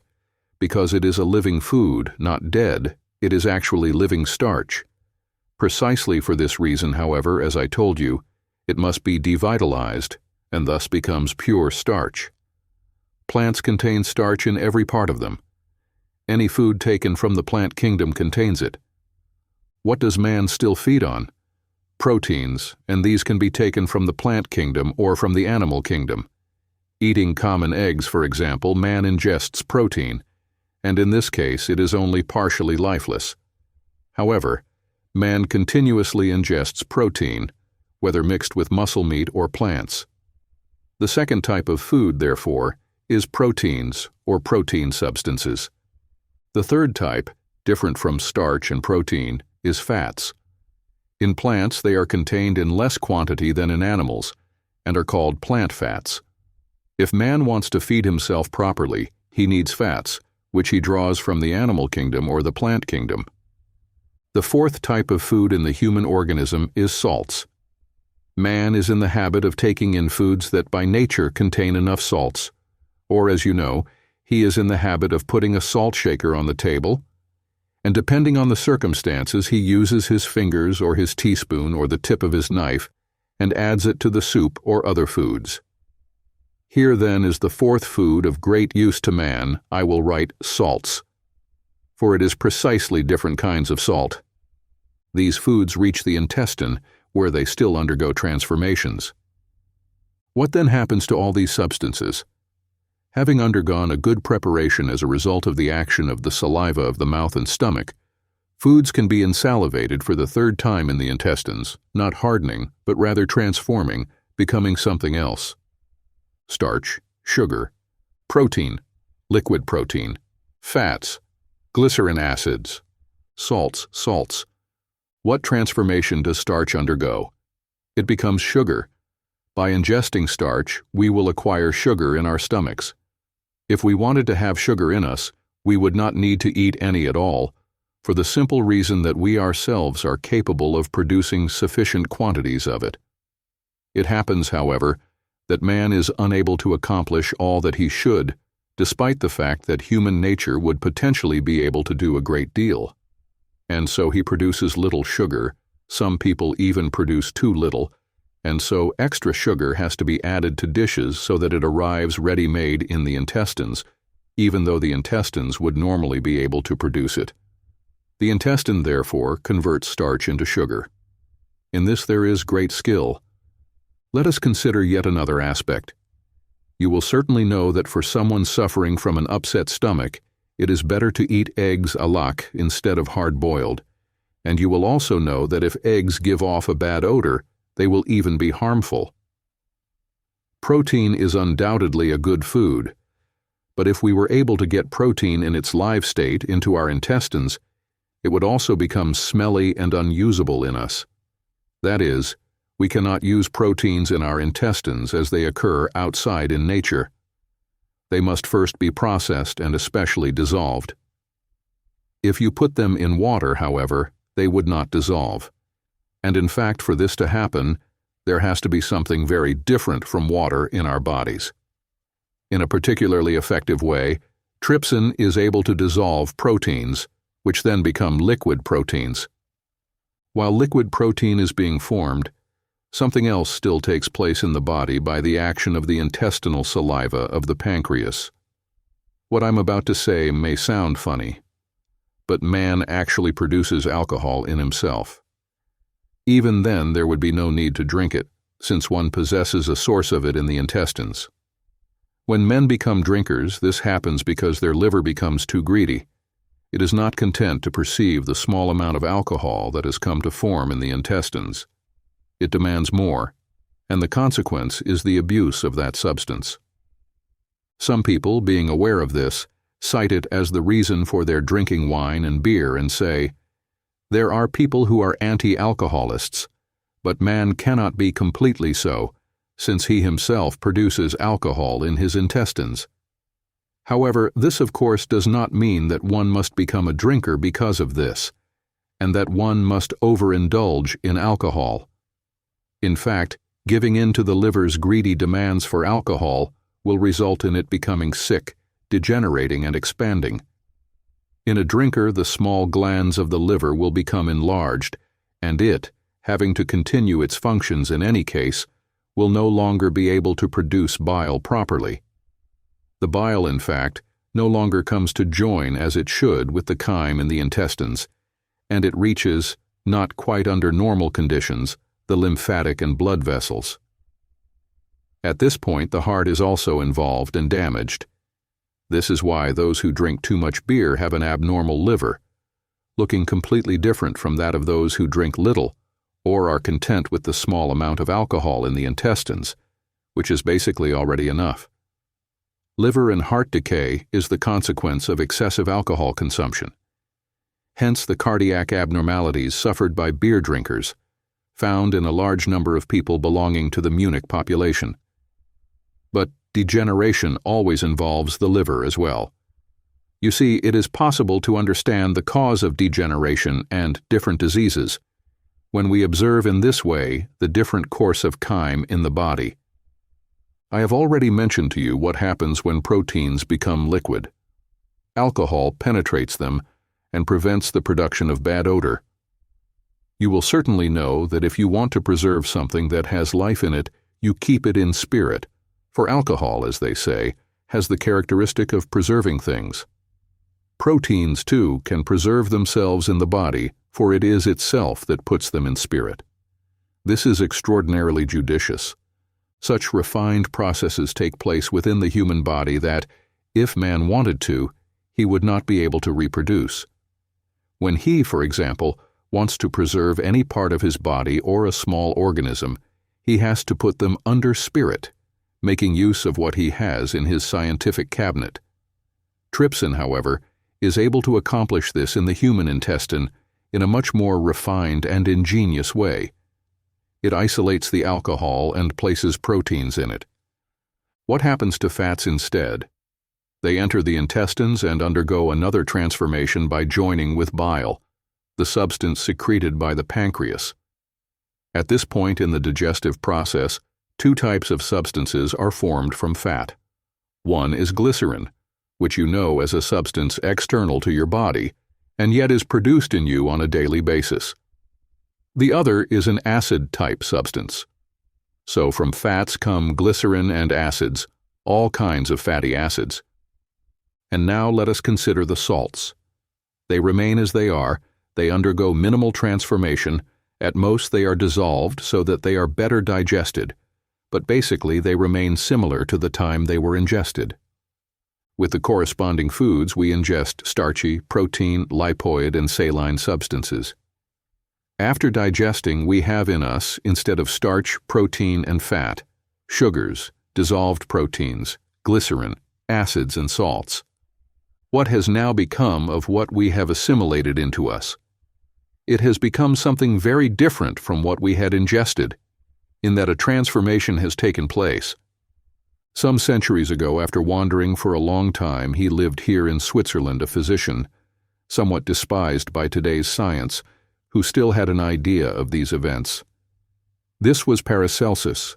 He was professor in Basel, but was expelled because he knew more than others. He is still generally spoken of today by insulting him. It happened to him, although he was a very judicious man, that he fell off a rock and smashed his skull. He was a doctor, and spent the final period of his life in Salzburg. If he had been, as we say today, an honorable citizen, a city councillor of Salzburg, the best memory of him would have been preserved.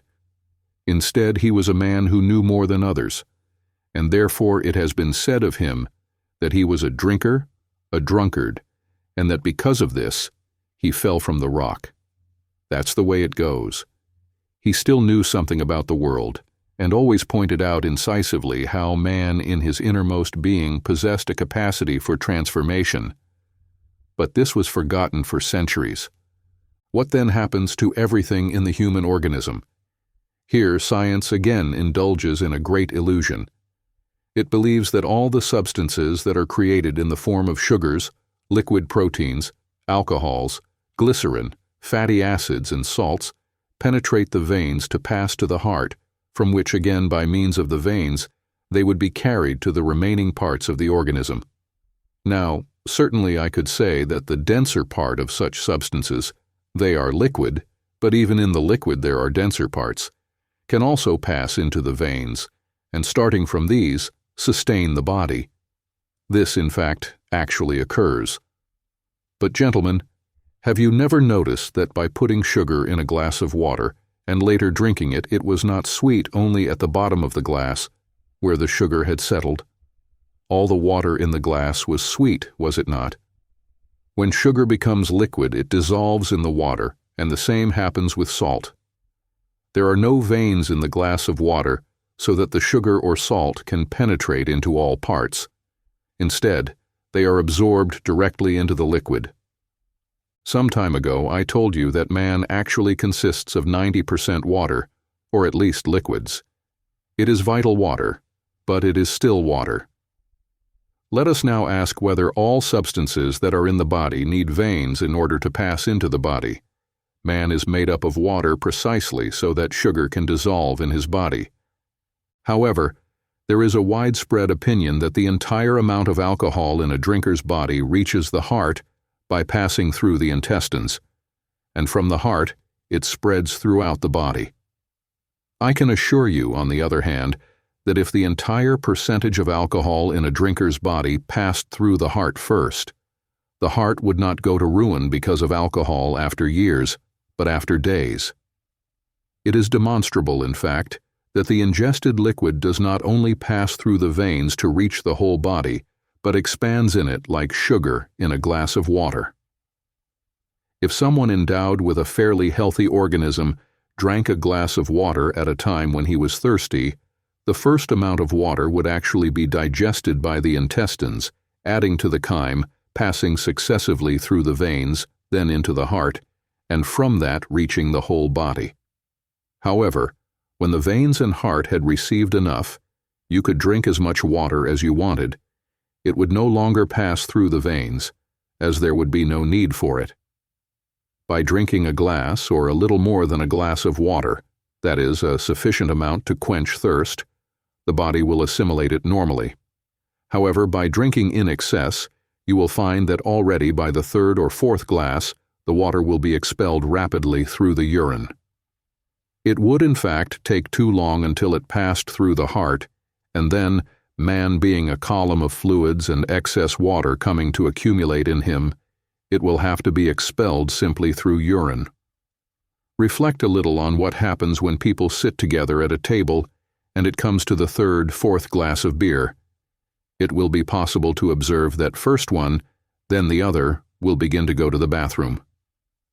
The beer drunk will not have time to reach the heart and will be expelled by a much shorter route, since the human organism is mostly composed of liquid substances.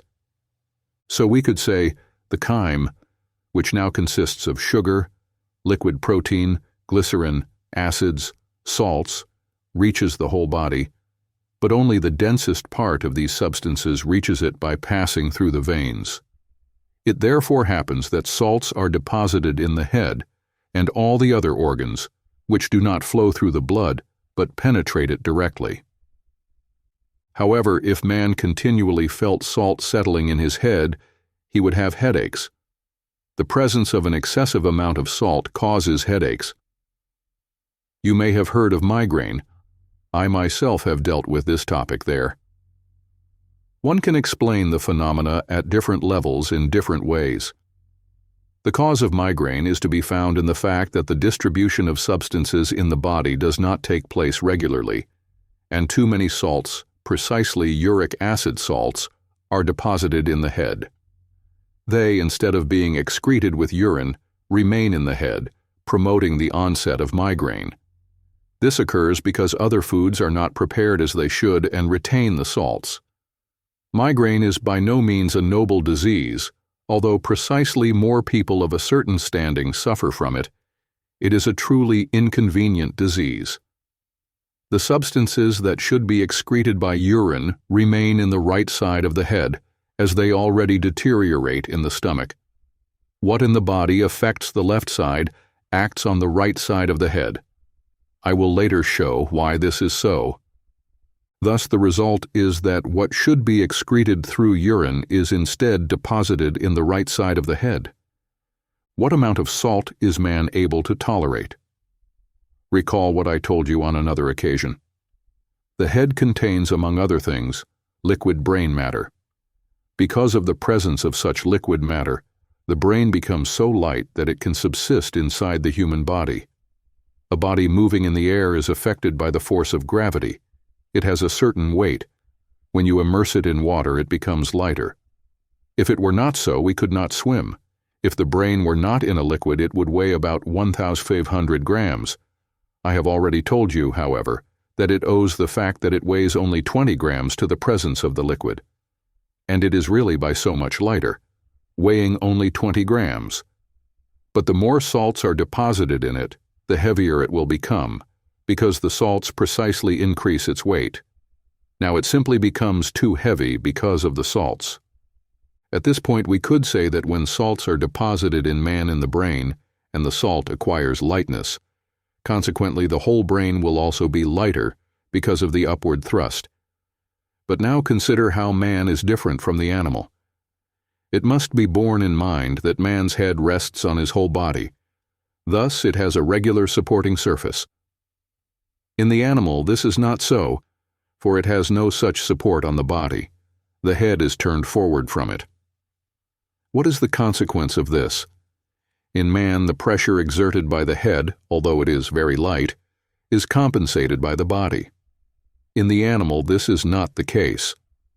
In this consists the fundamental difference between man and animal. Natural science scholars continually reflect on how man evolved from animals.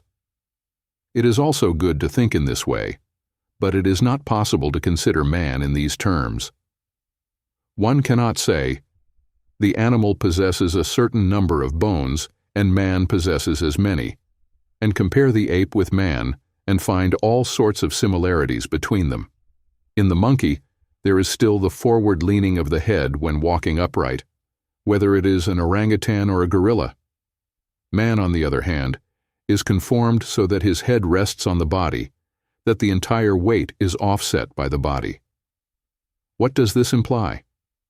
Well, this implies something extremely peculiar. We have in us sugar, liquid protein, glycerin, acids, salts. The latter go up from the belly to the head and are deposited there, but if there is an excess of them, they return again down through the body. Relative to other substances, however, something else happens within the body. As these move upward, a new transformation takes place, which takes place because the body encounters the force of gravity. Some of the substances become lighter and lighter, and some are deposited in the form of denser matter. As when something is dissolved, a bottom is deposited. So a deposit of such substances is formed in a certain way everywhere in the path from the belly to the head. The finer parts, on the other hand, are transformed by this force of gravity, made lighter. And what is created when the lighter parts of the food that reach the head are transformed? A substance similar to phosphorus is formed. That is, it happens that the nourishment does not simply reach the head, much of it in the form of sugar, glycerin, etc., manages to reach the top. Another part, however, is transformed before reaching the head in the form of phosphorus. You see, gentlemen, in our heads we have in the first place salts received from the outside world in an almost unchanged form, arrived at the head by the action of an upward thrust, and in the second place there is then diffused phosphorus in the aeriform state, subtly arranged, in a state even finer than air. Here, then, are the main substances in the head: salts and phosphorus. Actually, there are the others as well, and this is so that man can keep himself alive. But the most important ones remain salts and phosphorus. It can be shown, in a way that I will indicate shortly, that if man does not have the right amount of salt in his head, he is unable to produce ideas regularly. For one to be able to think, one must have salt in his head. This is in addition to what I have already told you about thinking. In man, things happen in a rather complex way. When we have too much phosphorus in us, and this is due to eating foods that are too hot, we become like a restless child who wants to touch everything, who always wants something. The presence of phosphorus affects the will, and when we possess too much of it, our will begins to wiggle. When, because of its overall structure, the organism functions in such a way that it sends too much phosphorus to the head, man does not just become agitated and nervous in his surroundings. This does not depend on nerves, but on phosphorus. But he begins to wiggle and becomes mad, furious. We must, yes, have a small amount of phosphorus in us in order to have a certain amount of willpower, but if we have too much, we become mad. And now, gentlemen, reflect a little on this. If someone handed you some salt, in what way could you make it act to thought? I might even advise you to take a salt shaker and attempt to lead it to reasoning. Yet that is precisely what you are constantly doing in your head, using salt in such a way as to produce thoughts. And now try rubbing a bit of phosphorus from a match. Peel off some so that it becomes very fine. Place a heat source under it and try to burn it. Make it so that it is now able to will. By burning it, it can volatilize. It cannot, however, will. This, on the other hand, is continually being done in you.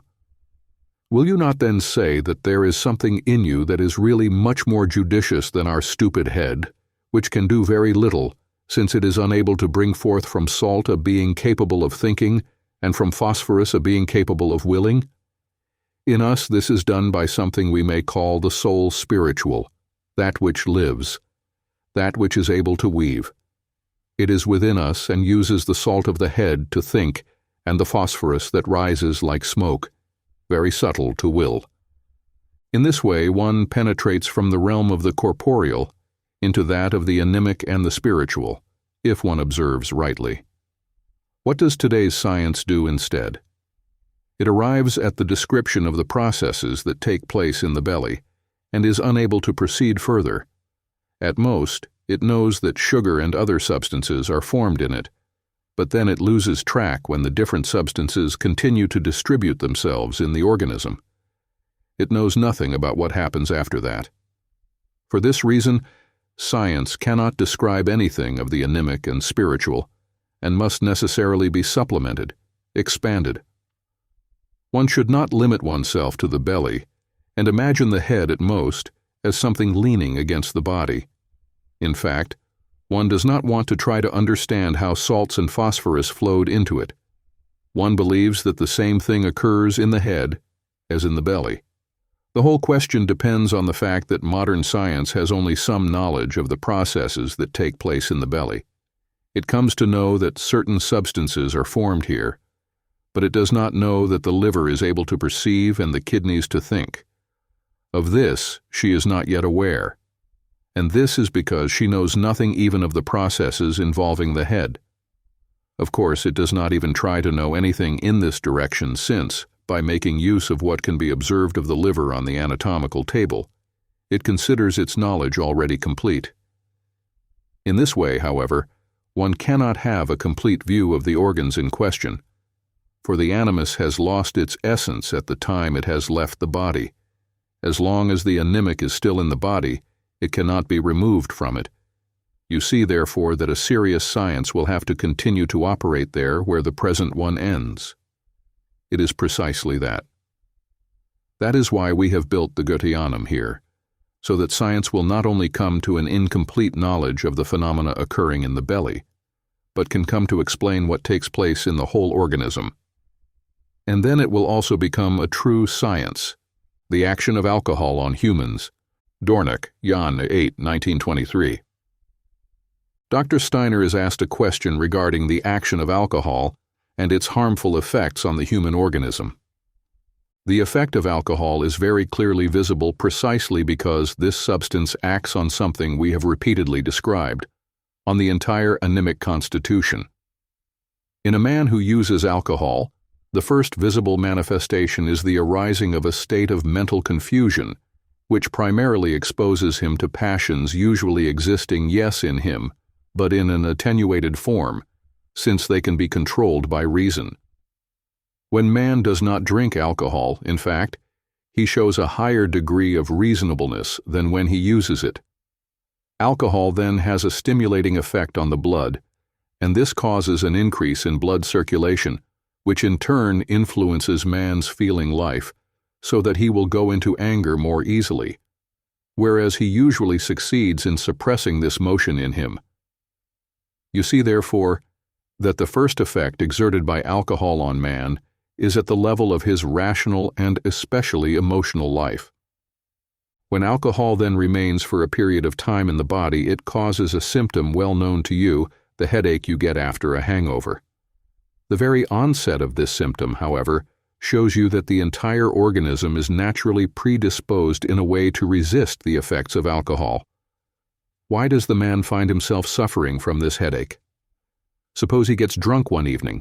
The next day he will wake up with a severe headache consequent upon his hangover. For the duration of time he was drunk, his blood had a more intense motion than usual, and the man expended a lot of energy, quickly putting his body into motion, whereas in a normal situation this would have happened much more slowly. Therefore, observe this fact very carefully. Suppose the body performs a certain activity by taking 24 hours. If a person, however, needs to drink a certain amount of wine, he will perform that activity perhaps even in 12 or 6 hours. This occurs because the body subtracts inner energy from itself. This is why people who are accustomed to taking a hangover every now and then instinctively, after drinking, eat a lot before the headache occurs. Why do they do this? The reason is as follows. By eating a lot, the headache is completely avoided, or it is felt, but with less intensity, and in this way the next day one will be able to work as usual. So what happens if a person, after taking a hangover, e.g., eats a roasted sausage? It puts his body back into activity again and replaces what had been consumed as a result of the action of that energy in too short a period of time. If, however, this person is particularly unfamiliar with drinking and forgets to eat the roasted sausage, a headache will occur to him, and this is because his body will no longer be able to inwardly exert higher activity. Under such conditions, it often happens that activity is not exercised properly, and then waste products will be deposited everywhere in the form of uric acid. This will be deposited especially in the head, since it is more sensitive than other organs, and in this sense more difficult to sustain. Thus, a man who at night has expended his inner physical energy by drinking alcohol will have deposited in his head the next morning what should normally be in his intestines, his feces. This has the consequence that the body will immediately revolt when asked to perform excessive activity due to alcohol consumption. As I have already told you in other lectures, man is actually able to tolerate much more than is usually assumed, and I do not mean this only in relation to alcohol, but in general.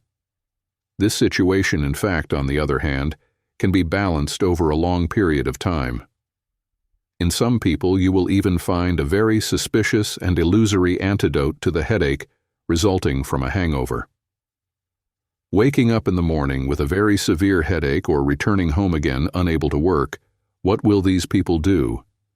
You may have already experienced it for yourself. The following morning they will continue to drink, making the morning midday a special cure. They will, in short, continue to give themselves over to alcohol. Let us observe the consequences. During the night, the blood has undergone a special agitation and some energy has been taken from the body.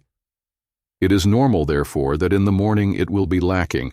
If, however, one continues to drink more alcohol, it will produce the effect of stimulating the organism again, so that the last remnant of energy that man can still dispose of is exhausted.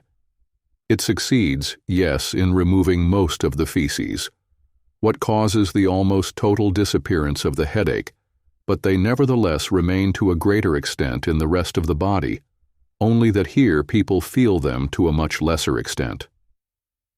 Those who ward off the headache by continuing to drink are in the worst situation. For a little at a time, if this is repeated, the whole body is ruined.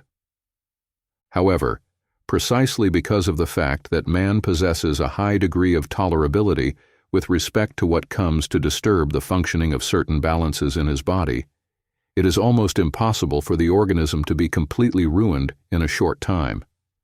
Therefore, in a habitual drinker, first a kind of delirium, called the drinker's delirium, will arise, but it does not yet determine the complete ruin of his organism's health. When the so-called delirium tremens, as it is called in medicine, takes over, the persons in question see animals running all around them, such as mice or the like, and are seized with persecution mania. In fact, delirium tremens is related to feeling chased by these small animals, most of which are mice. It is even possible to find historical evidence of this fact. In fact, there are so-called mouse prisons, which derive their name from the fact that in past eras, someone was imprisoned there who suffered from persecution mania and believed that they were being tormented by mice. There probably must have been some. These people imagined that they saw thousands and thousands of mice all around them, which did not correspond to the truth at all. You see, then, that when man is ruined by alcohol, it becomes difficult even to make the body completely assimilate the effects that the negative act of drinking brings. In fact, the body absolutely opposes, over a long period of time, the imbalances that are created because of alcohol. The most interesting thing to note is that then conscience is awakened in these people. Suppose someone has been getting drunk for a period of time, and every morning following the hangover has continued to do so.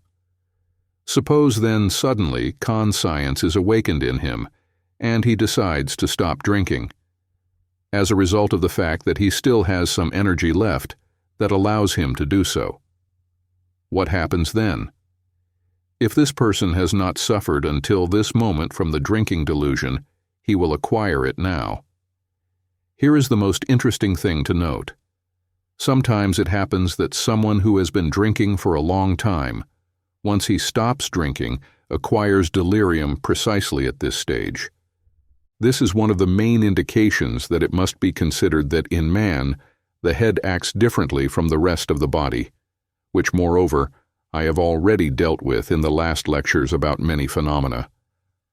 As long as man feels at the level of the head the consequences of his drinking sickness, it can be said that it is still fairly well for him, since they are not traceable in the rest of the body.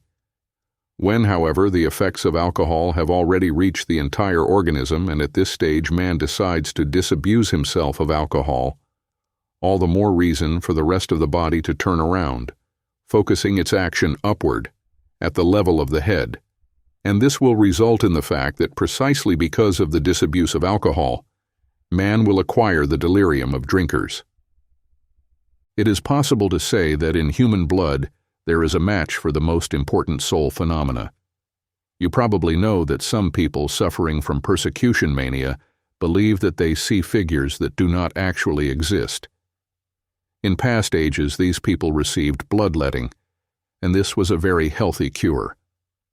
One should not at all believe, as is assumed today, that people before were superstitious. In fact, bloodletting is not something that originated from superstition. People who suffered from mania were given bloodletting by applying leeches to them somewhere on the body, which had the function of drawing blood from them. In this way, the blood slowed down its excessive activity.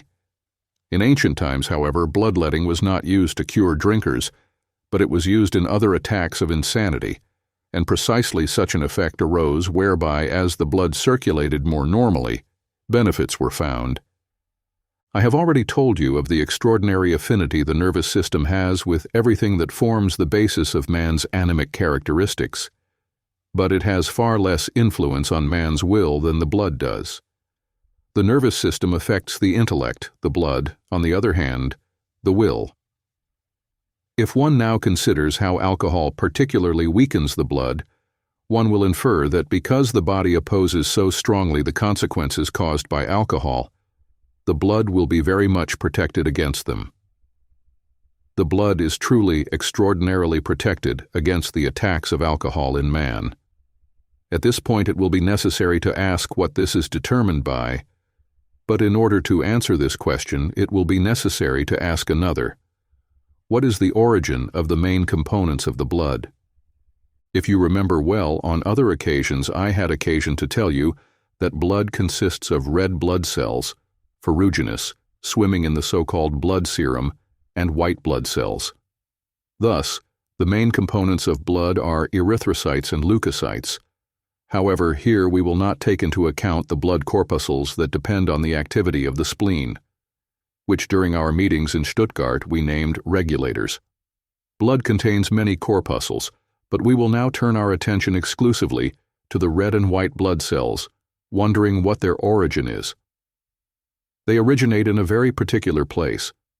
If you think of the femur bone, which stretches from the pelvis to the knee, or the arm bone or any hollow bone, you will find there everywhere the so-called bone marrow. You see, my lords, this is where the red and white blood cells originate. They will then penetrate into the veins later on.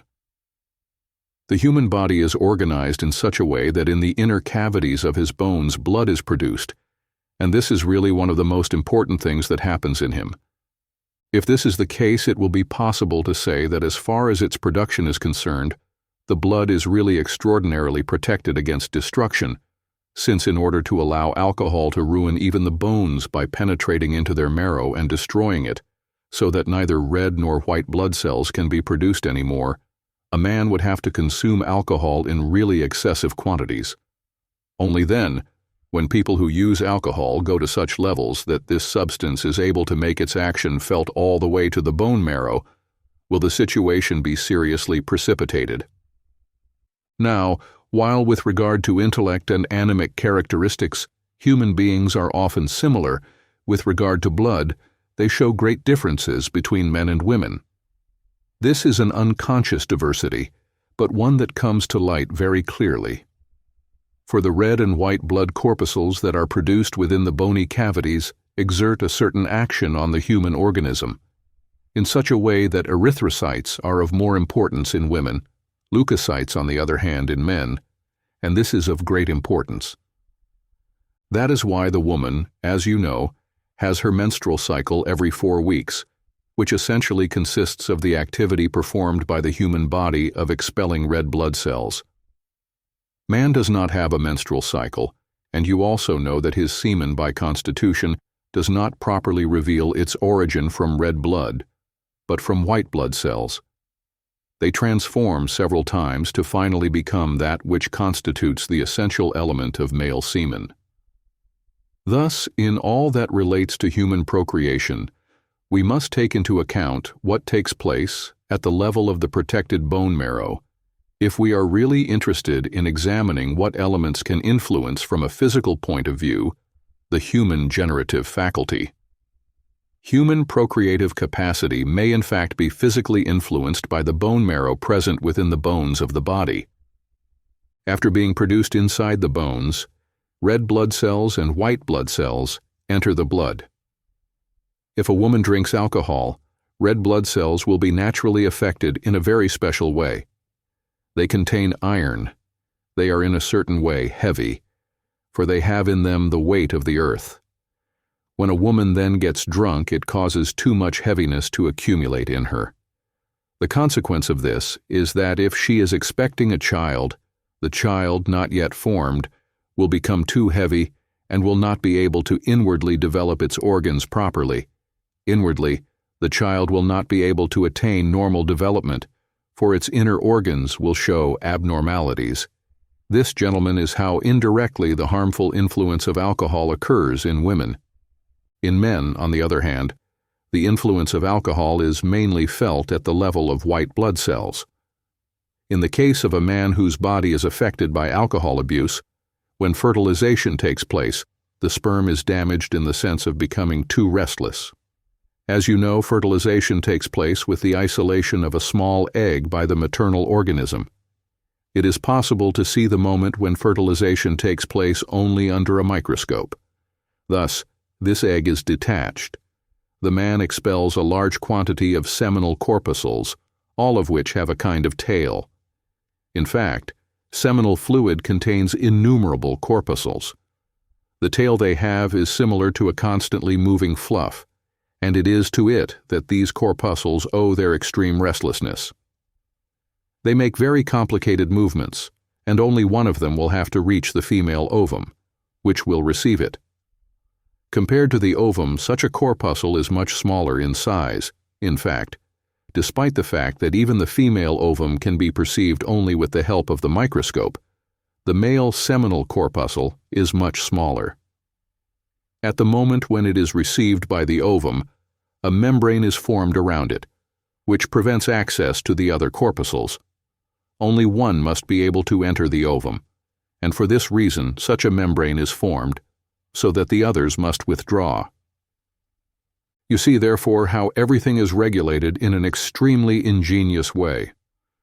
The seminal corpuscles are particularly restless already normally, but with the influence of alcohol on the male organism, they become even more so. Fertilization, therefore, takes place through the action of the male seminal substance, which is extremely mobile. The consequence of this is that when a man is devoted to alcohol, through fertilization, it acts particularly on the nervous and sensory systems of the future organism. In conclusion, when it is the woman who drinks a lot, the internal organs of the unborn child are damaged because of the heaviness in her.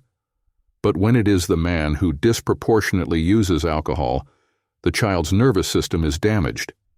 What is damaged is actually the entire activity of the organism, which precisely in the period of the child's formation would need to take place properly instead. It can then be said that when the woman gets drunk, the element linked to the earth is damaged in the human being. In the case where it is the man who abuses alcohol, the mobile aerial element of the creature, which revolves around the earth and which the man also carries within himself, comes to be damaged. In the case, then, that both of them are abusing alcohol, the son will be harmed from two different points of view. Obviously, however, in this case it is not a question of fertilization taking place in full force, for although it is possible for it to take place, the conditions for normal growth of the fruit are not created. For on the one hand, the ovum would like to let the heaviness in it prevail, but on the other hand, everything in it is in agitation, and the one thing contrasts with the other. In a fertilization of this kind, that is, in the case where both drink a great deal, the male element will oppose the female element, so that to one who understands the whole concatenation of events, it appears evident that habitual drinkers really do considerable damage to the child they procreate. When this is stated, however, it is not believed by people, because the action of alcohol on men and women relatively is not yet so visible. The reason for this lies precisely in the fact that the blood possesses a high degree of defense already, even in the fact that it originates there in the bone marrow, and because basically men, in order to succeed in strongly influencing their offspring, really have to go to a lot of trouble, obviously in a negative sense. Then, as for less visible influences, nowadays people are generally unwilling to admit their existence to themselves. If, for example, a baby is born hydrocephalus, as a rule, one does not go to check whether the fertilization occurred on a night following an evening when the mother had been at a dinner party and had drunk red wine. Yet if one were to check this, it would highlight why in the case of a hydrocephalic baby, heaviness becomes a preponderant element.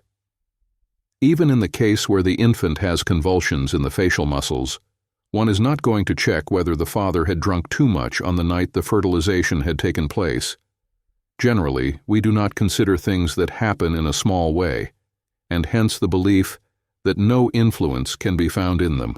Already at that level, instead, it is present. On the other hand, it is also true, however, that truly harmful influences are found in habitual drinkers, in whom it is also possible to detect something visible, something noticeable. If the man drinks, it may occur that the offspring acquire a weakness in some part of their nervous system and have, for example, a predisposition to pulmonary phthisis. Of course, it is not usual to make a connection between what is passed on to the children and the father's use of alcohol. It will not necessarily happen, however, that you have, for example, a predisposition to mental confusion, while it may happen that you have it instead for diseases such as pulmonary phthisis or stomach disorders and the like. Here, then, is the treacherous element in the matter, that what is produced negatively by means of alcohol may simply pass to entirely different parts of the human body. Now, in these things, you really have to take into consideration the fact that even small amounts of substances can still have a great influence on human development. And not only that, for you also always have to take into account the way these substances are received by humans. For example, reflect on the following. In the bones of our body, we have a considerable amount of calcium and phosphorus. In our brains, too, there is phosphorus, and you know from previous lectures that this substance is of great use, for without phosphorus the brain could not be used at all for thinking. So in us we have phosphorus. I once told you that it is useful to the body only when it is received in the right amounts with food, for then it is digested everywhere with the same rapidity. If, on the contrary, a certain amount of phosphorus is introduced into the stomach till it penetrates there too quickly, it will lose its usefulness and will even be harmful. Yet another aspect of the matter must then be considered. You will certainly know that at one time phosphorus matches were manufactured. Today they are more rarely seen, but if you once had the opportunity to observe something like this, as happened to me as a boy, you would experience the following. When I was 14 to 15 years old, from my parents' home I had to walk about an hour every day to get to school, and toward the middle of the walk there was a match factory. In it the workers were engaged precisely in the production of phosphorus matches. Well, gentlemen, there one could have the experience that a large number of these workers, this was in the 1970s, were always walking around with corroded jaws, They suffered from such weakness, and starting from this part of the body, the rest of the organism was then destroyed. Thus, the corrosion of bones began with the jaw and the jawbone, but especially with the former. Those who are aware of what a harmful influence phosphorus can have on the human organism will also know that a match factory similar to the one I am telling you about is really as deadly as can be. In everything that belongs to human civilization, it is always necessary that we should also be mindful of the many harms it at the same time does to man. In the case of those workers engaged in the match factory, a large number of them went around with their jaws bandaged, and that was only the beginning. Then the phenomenon extended to the rest of the organism. Of course, there must have been phosphorus in their jaws as well. But what kind of phosphorus? This substance, which at first reaches the stomach with food and then makes its entire journey within the body until it reaches the jaws, is not harmful when it reaches there in the right amount. The production of matches, however, took place in the following way. First, the wood was shaped into long sticks, which were then shortened with cutters. Then they were tightened into frames so that one end of the stick remained free. At this point, they were first dipped in a sulfur bath and then in a phosphorus bath. The worker would perform this operation by holding the frame in his hands, and splashes would often come to rest on it. And now think how many times the worker, not being able to wash himself continuously, working would somehow run his hand over his face. These were, of course, extremely small amounts of phosphorus coming into contact with the body. This time, however, not from the inside out, but vice versa, from the outside in. Therein lies the mystery of human nature. That which can often be of the utmost benefit when man receives it from within, through the digestive process, can at the same time become the greatest poison to the organism if it reaches the body from outside. The human organism is so wisely arranged in its interior that it expels again with urine or feces the excessive amounts of phosphorus that may be created there. It lets only a small amount of it enter the bones, just the amount needed, and eliminates the superfluous amount. Man, however, has no interest in expelling again what comes from outside, although he may contribute to it happening. For example, one could bring a great deal of refreshment anyway. Think, by the way, how little interest there was in humanity in the 1970s. And one could remedy this situation by preparing a hot bath, in which every worker should immerse himself on leaving work. Already by such a measure, of course, a huge result could be had. Unfortunately, however, such things are not implemented at all. With what I have just told you, I just wanted to show you in what way the human body is organized. Due to damage from outside, even minor damage, and even by means of the very substances that man normally uses for his edification, something can take place whereby the overall health of his organism, and especially his entire organization, is undermined. Humans have a high degree of tolerability, however. From a certain point onward, the organism refuses to tolerate what is wrong. When drinking alcohol, for example, the organism begins to stop functioning the moment this substance somehow obstructs the normal course of invisible life activity. In the case where man is exposed to phosphorus intoxication, it is known that in such a condition, his inner activity is undermined from the outside. This usually, among other things, performs precisely the function of reworking phosphorus within the body. With alcohol, the same thing really happens. When man drinks too much alcohol and continues to drink more of it so that, as they say, alcohol consumption becomes chronic, we reach the point where alcohol in man performs the action usually proper to alcohol. In what sense is it possible to state this? I would like to recall what I once had occasion to tell you. Man produces for himself the amount of alcohol he needs.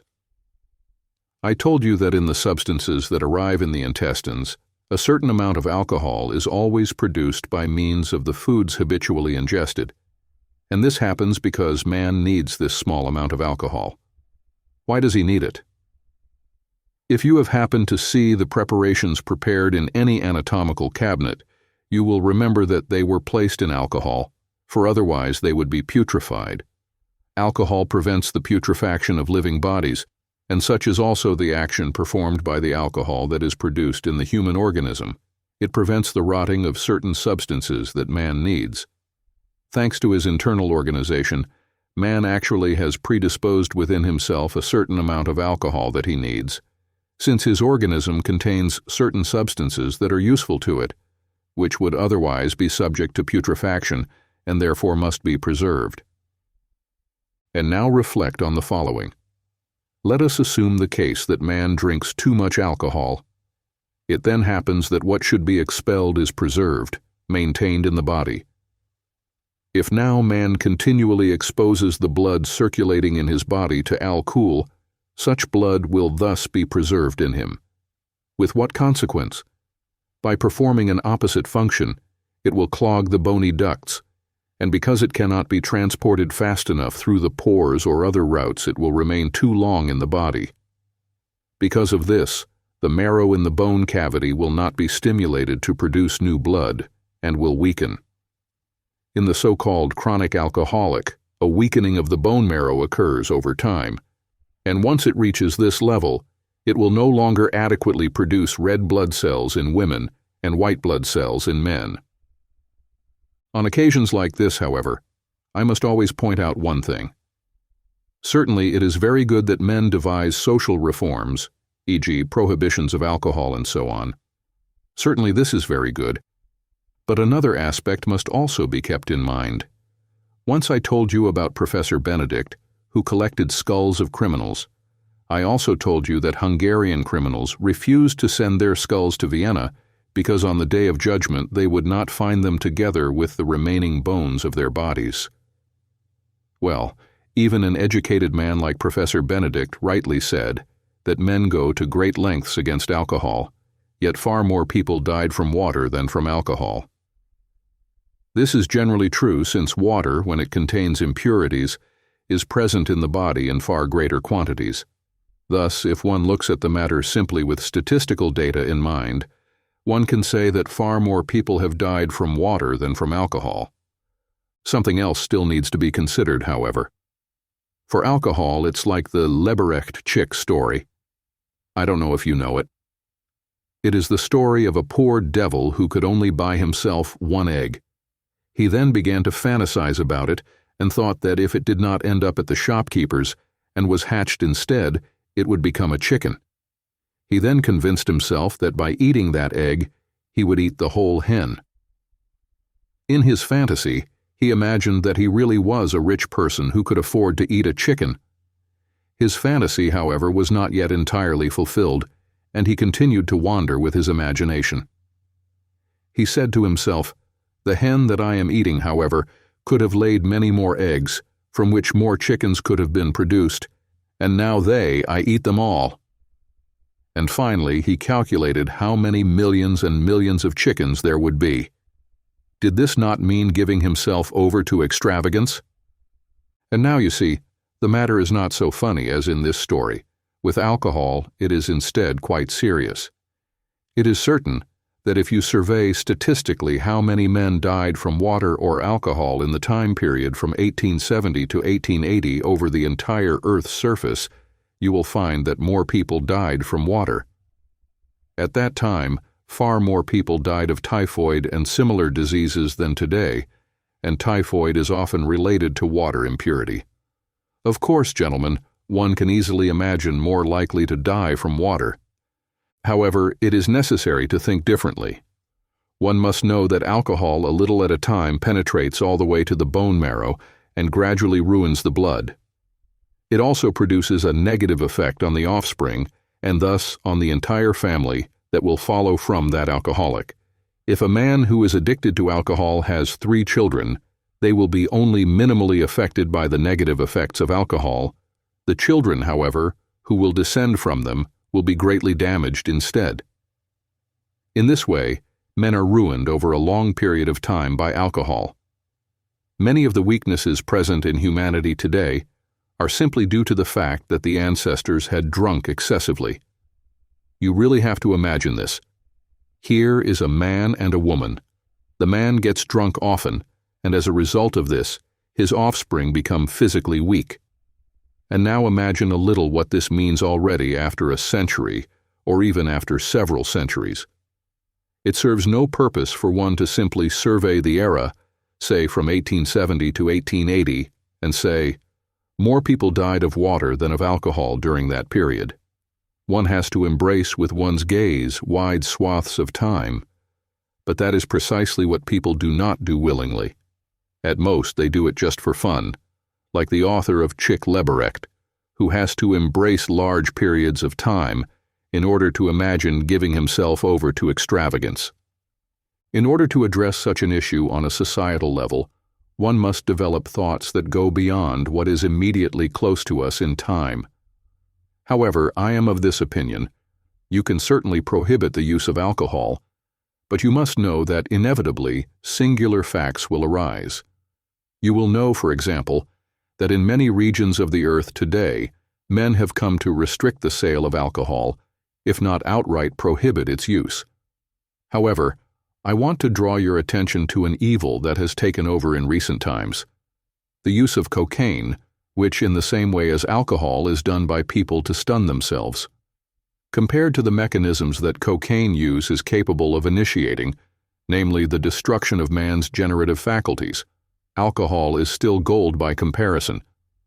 Those who use cocaine will not hold it responsible for this at all, yet already from the external symptoms you can see how much worse its use is than that of alcohol.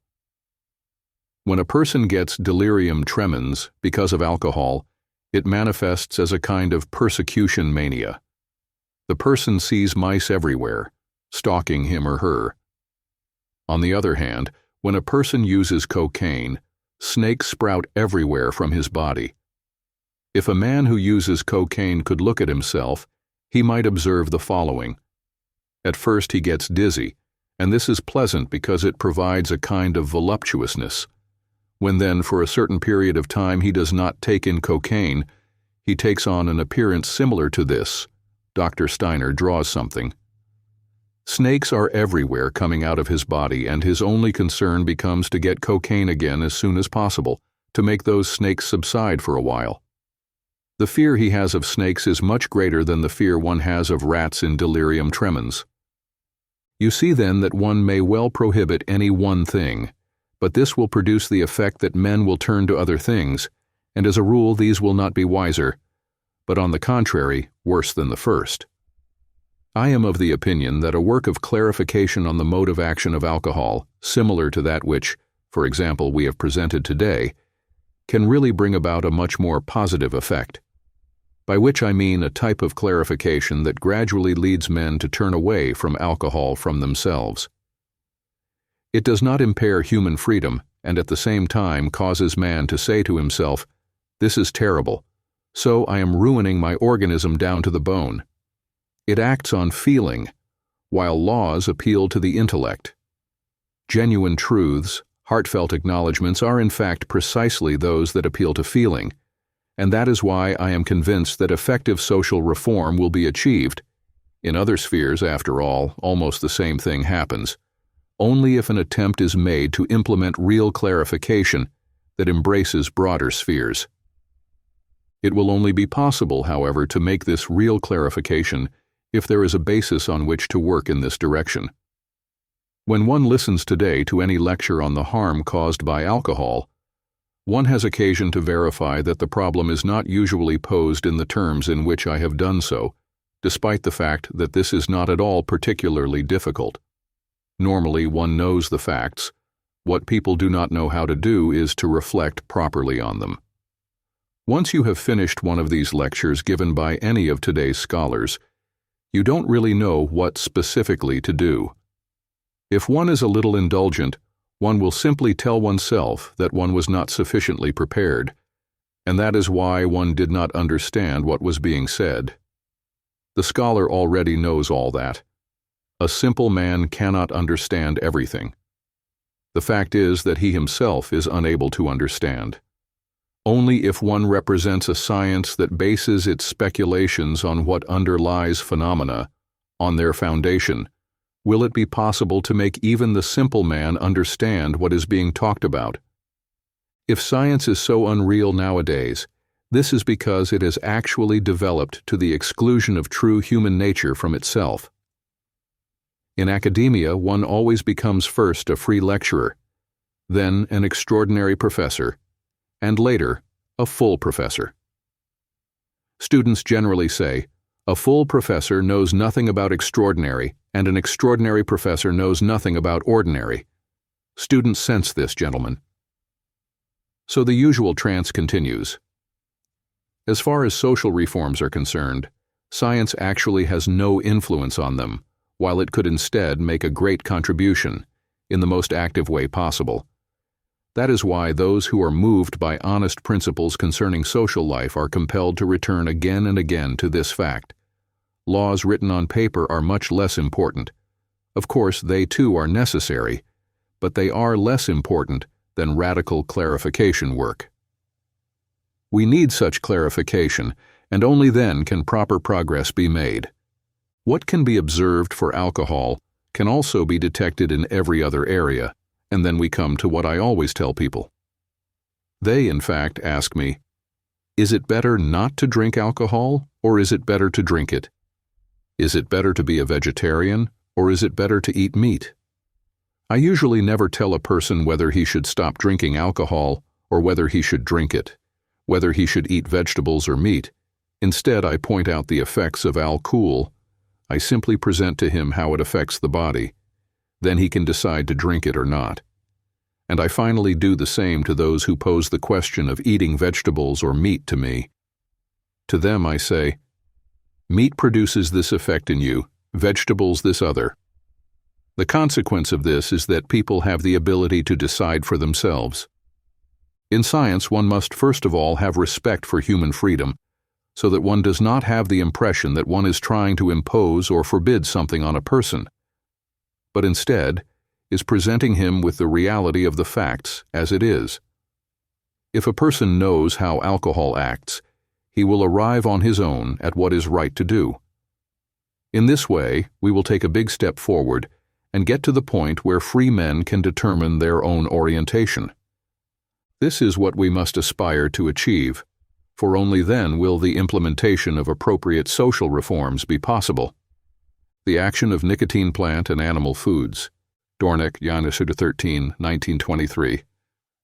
Some questions are asked regarding the effect of plant and animal nutrition on the human organism, as well as that of nicotine. We will try to deal with what has been asked. First of all, we will discuss the action of nicotine, that is, the poison that is introduced into the human body through smoking, particularly through tobacco. First of all, we need to clearly establish where the effect of nicotine can be discerned. It manifests itself mainly in cardiac activity, as this substance is able to intensify this activity. However, the heart is not a pump, but instead only indicates what is happening inside the body. It beats faster when blood circulates with greater speed, and this means that nicotine actually acts on the blood circulation, making it more active. It must therefore be well understood that with the introduction of nicotine into the human body, blood circulation is intensified, what consequently stimulates greater heart activity. Now you will have to observe all the processes that take place in the human organism. You absolutely must imagine that everything that takes place in the organism is really regulated with extreme precision. For example, one cannot imagine anything more important for the human organism than the fact that by feeling the pulse of an adult man or a person in old age, one can find on average about 72 pulsations per minute. Man also, as I have already told you on another occasion, takes about 18 breaths per minute. Multiply 18 by 4, and you will have 72. This means that the blood circulates in the body 4 times as fast as the breathing is accomplished. Of course, this is only an average calculation, for there is diversity from man to man, and indeed it is on the diversity of this ratio that the difference existing between men is based. On average, however, it is a ratio of 1 to 4, That is, the blood circulation is 4 times more active than the respiratory rate. If I now introduce nicotine into my system, this may be for 2 reasons. Either because tobacco has become a vice for me, or because I could use it as a therapeutic remedy. All substances that in one respect act as a poison, in fact, are at the same time also medicines. If, for example, you drank a couple of buckets of water by emptying them at once, it would act in you as a poison. In proportionate quantities, then it is a food, while if you take it in extremely small quantities, it can even have the value of a therapeutic remedy. Of all the methods used, water is in any case a powerful healing remedy. Even of the most common substances, therefore, it will be possible to say that what is a poison can at the same time be a healing remedy, and for this reason it is necessary to know the action exerted by such a substance on the human organism as well. Introducing tobacco into the human body has the immediate consequence of stimulating blood circulation. The blood becomes more active, circulates more rapidly. Such a substance, however, does not stimulate respiration to the same extent. The number of breaths remains unchanged, and therefore the blood circulation no longer proceeds in accordance with breathing. If he wanted to introduce nicotine into his body without causing adverse effects, man would have to have a different blood circulation than normal. Suppose, for example, which is not actually the case, that in him the ratio of blood circulation to respiratory rate corresponds precisely to that of average. Suppose he has precisely 18 breaths and 72 pulsations. By now introducing nicotine into his body, he will come to have, for example, 76 pulsations. This will result in an unbalanced ratio between pulsations and breaths, and the consequence will be that while at each pulsation the blood would need a certain amount of oxygen, now it will not have enough. Nicotine intoxication thus has as a consequence that the blood would like to take in an excessive amount of oxygen compared to what is available, while respiration now fails to meet this demand. Hence the occurrence of an almost imperceptible breathlessness. It is barely felt since, as I have already told you, the human body has a high degree of tolerability with respect to what comes to disturb its equilibrium.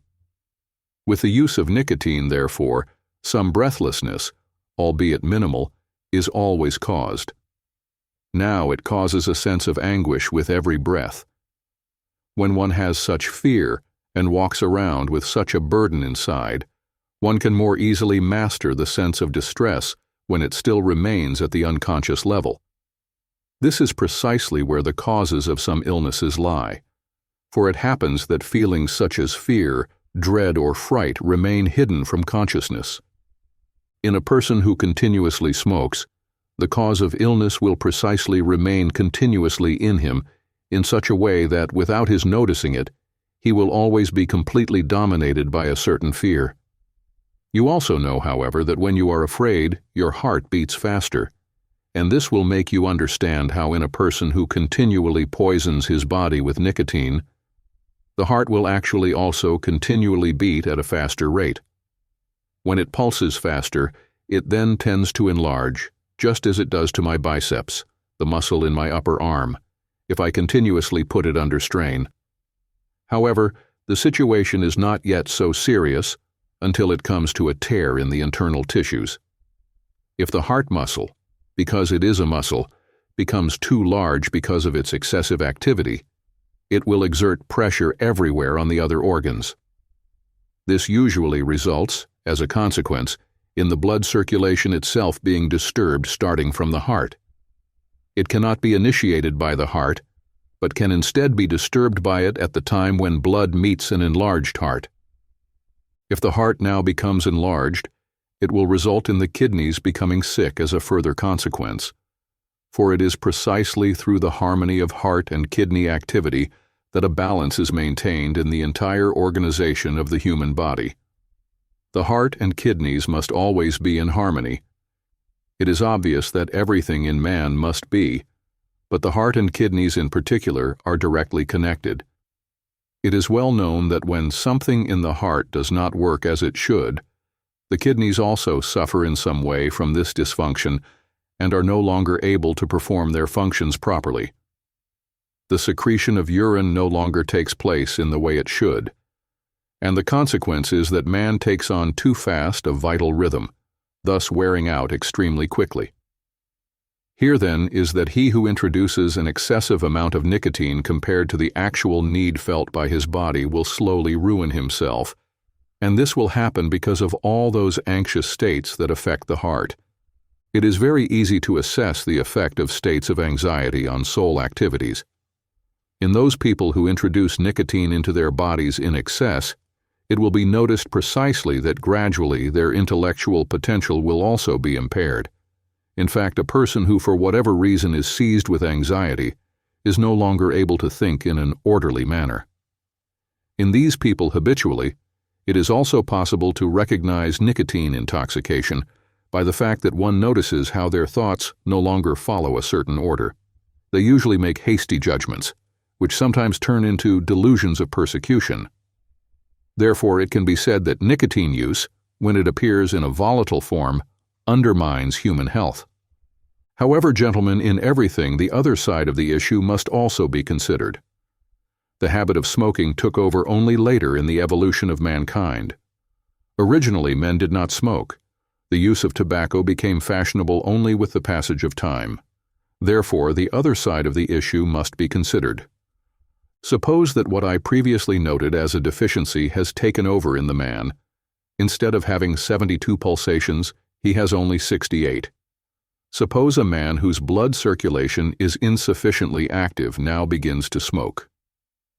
It must first of all be made clear that now in him, the circulation will also be stimulated, this time, however, in a positive sense, for from 68 pulsations it will change to 72, and in this way breath and circulation will agree. If then a person goes to the doctor because he feels discomfort of any kind, and the doctor notices that the illness has its origin in too weak blood circulation, he may even advise him to smoke. I have already had occasion to tell you that when the blood circulation is too fast compared to the breath, one goes into terrible states of anxiety, which nevertheless remain at the unconscious level. However, when a person has a blood circulation that is too weak, he or she will manifest this condition by going around and wanting something, but actually not knowing precisely what. This is precisely a pathological symptom characteristic of people who go around and want something, but without having clear ideas. Just think of how many such people there are. They, as they say, are dissatisfied with life. They are those people who take up any profession, of which, however, they are then dissatisfied, and so on. This results from too weak a blood circulation. When one encounters such a person, it is even good to propose to him the use of nicotine, to heal him by means of that substance, and since for such a person smoking is something pleasurable, there is no need to give him nicotine in the form of medicine. One can even advise him to start smoking if he was not already doing so previously. This has really happened. More and more men of the modern age have become who actually do not know what they want. And this has been able to happen easily because most of them, for about 3-4 centuries, have actually become disabused of devoting themselves in some way to something spiritual. They go to their office, they deal with something that they basically don't like. They are certainly also diligent, but they have no other interest outside of going to the theater or reading journals. Gradually, it has come to just that. Reading books, for example, today has already become a rarity. However, all this stems from the fact that people actually do not at all want what they want. It must be imposed on them what they desire. When one reads newspapers or goes to the theater, one certainly stimulates the senses and the intellect, but not the blood. This is precisely what happens. When one has to sit down and read a difficult book, the blood is stimulated. As soon as one is forced to make an effort in an attempt to understand something, stimulation of the blood takes place. People today, however, no longer want this, do not want to make an effort to understand something, as this is annoying. People actually do not want to understand anything. As a consequence of not wanting to make an effort to understand, it happens that the blood of such people becomes thicker, and it then circulates more slowly. So these people continually need something to circulate their blood more quickly, which really becomes thicker and thicker. It circulates more actively when they shove a cigarette, a nicotine stick, into their mouths. However, this does not increase the fluidity of the blood, while blood circulation as time goes on occurs with increasing difficulty. It can then occur that, at an age when it should not yet happen, all sorts of senile manifestations become evident. From this we can see how the human body is extraordinarily refined in performing its functions. It is possible to understand its functioning not only by analyzing the blood, but also by checking how the person in question behaves, for example by considering whether he or she thinks slowly or quickly. You see then, gentlemen, that he who wants to know something about the action of nicotine must know precisely both the whole process of blood circulation and the respiratory process. Recall what I had occasion to expound in detail recently. Blood is produced in the bone marrow. It finds its origin there. As it is now stimulated to perform excessive activity, it will result in the bone marrow also being forced to work faster than it should. The consequence will be that the bones will no longer adequately fulfill their task, and small animals will form inside them that will literally devour our organism. Some doctors, such as Metchnikoff, believed it was mainly these osteophages, as they are called, that were the cause of human death. Metchnikoff asserted that if osteophages had not existed, we would have lived forever, and he was of the opinion that they really do devour us. It happens precisely that the older we get, the greater the number of osteophages in our bodies. So it is certainly true that our bones gradually get eaten up by osteophages, but on the other hand, the same thing happens as when you fertilize a soil well. It will produce more than another fertilized poorly. Roughly the same thing happens when we introduce nicotine into the body. From our point of view, we will detect that the bones will be damaged, but for the osteophagi, for these devourers of men and bones, this is something extremely positive. What for us humans is negative, for these little animals is as good as it gets for them. This is what really happens in the world. If a person wants to think without posing too many problems, he will be of the opinion that the world was created by a God, and therefore everything must be as good as he intended it to be. However, one will be able to say, why did God alongside the bones also grow osteophytes? If he had not created them, we would not be devoured by them during the course of our lives, and we could treat our bones in such a way that finally they could only spoil for some other reason, and in any case they could last for centuries if they did not contain these little animals. However, to think so comfortably is of no use to anyone. On the contrary, it is of great use to take a real interest in events, and to know that even those subtle energies that take part in bone development have their enemies, and that these have their origin right there, for such is the nature of these osteophages that we have in us by the millions. The older you get, the more osteophages you will have in your body. We constantly have in us anthropophages, albeit small ones. The large anthropophages are not necessarily also the most judicious. Those we carry in us in such a way are much more so, and they win for themselves a favorable ground for their reproduction when we precisely introduce nicotine into our organism. From this we can recognize how extremely important it is to thoroughly understand man as a whole if we are to be able to state how a particular substance acts within the human organism. Man eats all the time, ingesting animal and plant foods. As I have already told you on another occasion, it is not my intention at all to propagandize in favor of such and such a diet. I merely speak of their effects.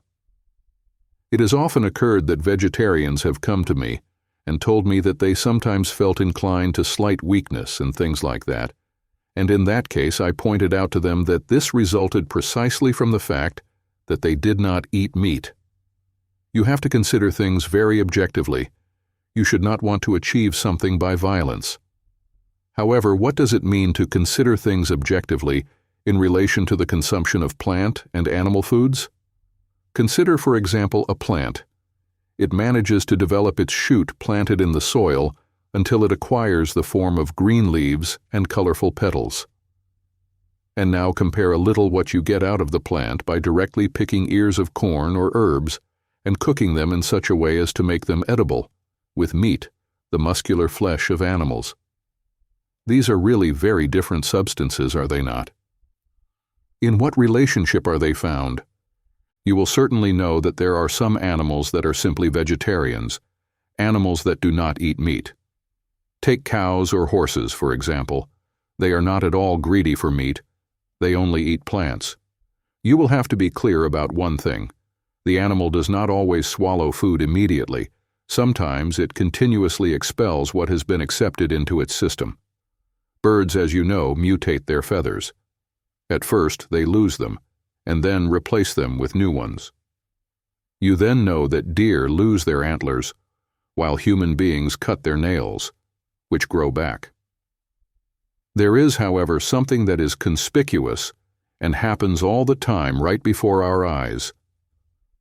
We are constantly changing our skin. Already on another occasion I had the opportunity to explain this to you.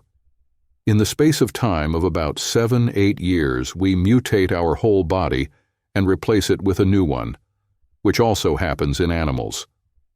Observe, then, a cow or an ox. If you have occasion to observe them again after a few years, you will be able to note how the meat in their bodies is now completely different from what it used to be. Something different occurs in the ox than in man, in that in this animal the replacement takes place over a shorter period of time. After a certain period of time, the animal's meat is no longer the same. However, it is necessary to ask what this meat was produced from, since it originated from exclusively vegetable substances. The ox produced meat by itself in its body from such plant substances, and this is the most important element to consider in this context. The animal organism is capable of producing meat from plant substances. And now, gentlemen, you can cook cabbage, for example, as long as you like. This, however, will not get meat out of it. It is impossible for you to make meat in your pan from the oats you are cooking. Much less has it then ever happened that someone has baked a cake so that meat was made from it. It is not possible to accomplish such a thing by the use of an external artifice.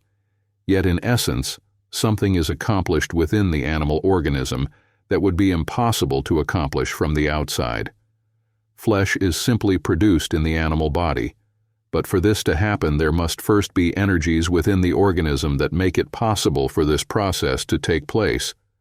Among the technical energies available to man, there are no such energies by means of which it is possible simply to produce meat from plants. In our organism and in that of animals, on the other hand, there are energies capable of transforming plant substances into other animal substances. Now consider a plant. Suppose this is a plant, it is drawn, and it is still on the lawn or in the earth. Up to this moment, certain energies have been operating in it, which have produced green leaves, berries, and so on. Now imagine that a cow eats it. In a similar animal or in an ox, it becomes meat, which means that the animal possesses within itself certain energies, by which it is able to transform this plant being into meat. Now try to imagine that at this point, the ox suddenly comes to mind and says, "This is too boring for me, going around and just having to tear up these plants here and there. The same thing can be done for me by another animal, the moment I myself eat this beast." Imagine that the ox begins to eat some meat, despite the fact that he is able to produce it himself, having in his body the energy to do so.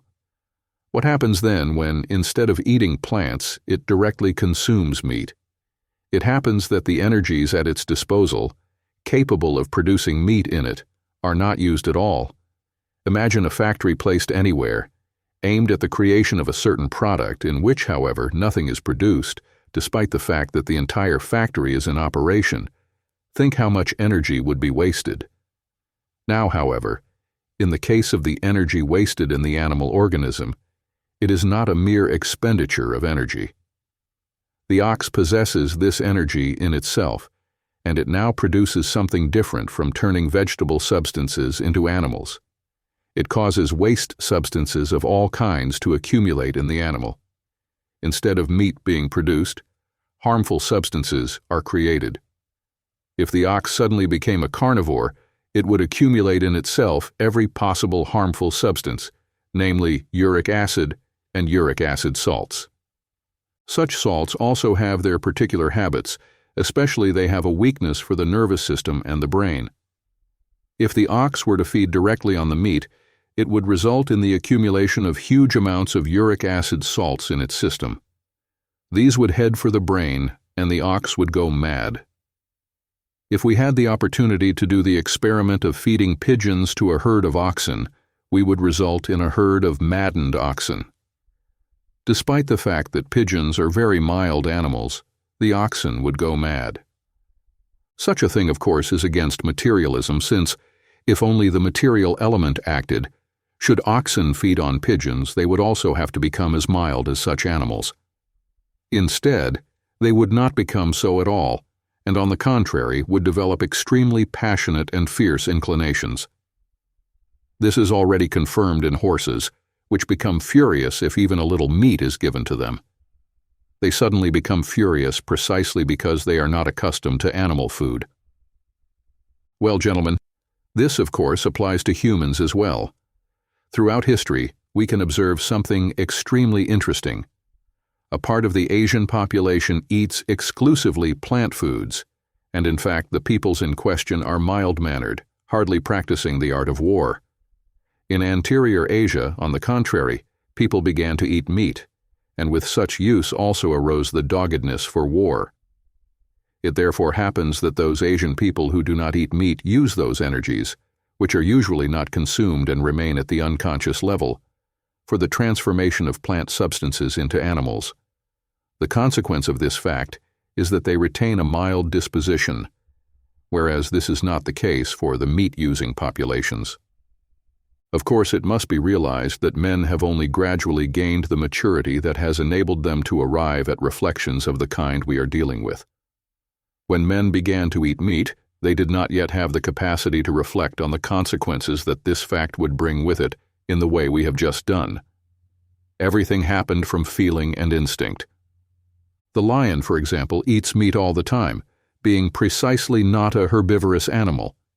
Its intestines, as a result of its type of nutrition, are very short. Herbivores, on the contrary, have a very long intestine, a characteristic also found in humans. In a person belonging to a certain race or people, in whose ancestors had eaten meat, the intestines will already have become shorter, even too short for pure vegetarianism. He who feeds exclusively on plants will therefore be compelled to do whatever makes him fit to safeguard his health. Certainly today it is already well possible to be a vegetarian, and this has many positive aspects. There is in fact a certain advantage in consuming exclusively vegetable foods, in not eating meat. One does not tire so quickly for reasons that have their origin within the body, and this is because there is no accumulation of acids and salts of uric acids. One does not tire so quickly, and one has a freer mind. One can think, that is, with more ease, in case such activity is carried out. He who is unable to think will naturally have no advantage from having a mind free of uric acid salts, for of course it is necessary for the whole human organization to be in harmonious balance in its components.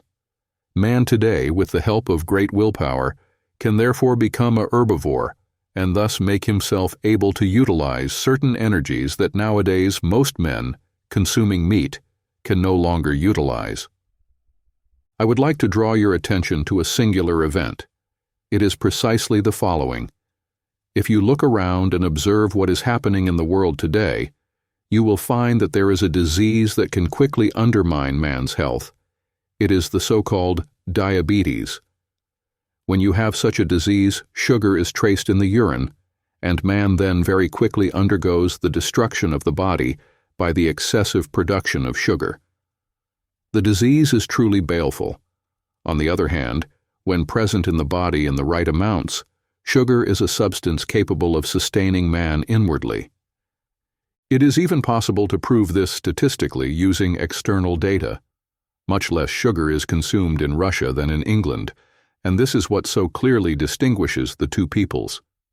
The English, for example, are proud and selfish, the Russians frail and more selfless. And this is to be put in reaction with the fact that in Russia, little sugar is consumed, while in England, on the contrary, a great deal, making use of it, for example, already in food. The human body needs a certain amount of sugar, which it must then assimilate. Just as bones continuously support an individual's body, similarly, sugar spread throughout the body acts, supporting it. However, if too much sugar enters the urine, it will be present in the body in insufficient quantities, and the individual's health will be undermined. This is what diabetes consists of. This disease is found today among Jews more frequently than among other peoples. Of course, other peoples also have diabetes, but it is particularly frequently found in individuals belonging to the Jewish people. They have a special predisposition to contract such a disease. The Jew does not welcome such a substance, although on the other hand, he needs it. The Jewish diet should actually tend to facilitate the body as much as possible in its utilization of sugar, and not to remove it completely. If you read the Old Testament, you will find all sorts of prescriptions concerning food. Even today they are observed in those restaurants in cities that bear the words pure in Arabic letters. In them, pristine foods are cooked, according to the ancient Mosaic regulations concerning food. If you examine what is really behind these prescriptions, you will find that the Jew must eat as much as possible so that he can assimilate sugars, and the reason for this lies in the fact that for Jews this is particularly difficult. Especially the prohibition against eating pork makes it much more difficult for the human body to assimilate sugars, was intended to prevent the onset of diabetes. One must be able to interpret the Old Testament, even from a medical point of view, and then it will become extremely interesting. It is of great interest to delve into what is the deep reason behind the individual prohibitions and, in the present case, beyond the cooking of uncontaminated food. Even the so-called slaughtering according to Jewish custom, the particular way of killing, for example, poultry, or at any rate in general slaughtering in the Jewish way, requires that there is still plenty of blood left in the meat of the animals the Jew is to eat, so that he can properly assimilate the sugars in his body. You will also know that, just in recent times, gradually the Jews have come to stop observing their prohibitions regarding the consumption of certain foods, while continuing to move within their ethnic context. However, this does them harm, for it is not by chance that these are really prohibitions that affect the whole people, and here they get diabetes more easily than other men. This is what we can learn from history. We may well say that animal nutrition sets in motion in man new energies, which then come to be arranged inadequately within the human body, so that waste products arise in it. Of course, however, this filth can be removed again, but sometimes complications arise at that stage. It may well be said that some things, to express it properly, arise in a very peculiar way.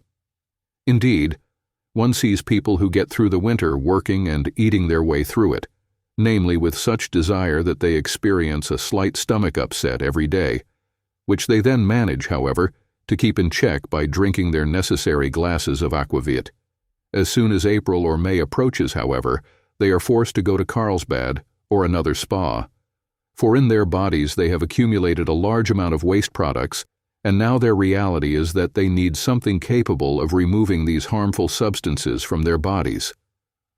For this purpose they go to Carlsbad, and you will certainly know the effect produced by the thermal waters: intense diarrhea.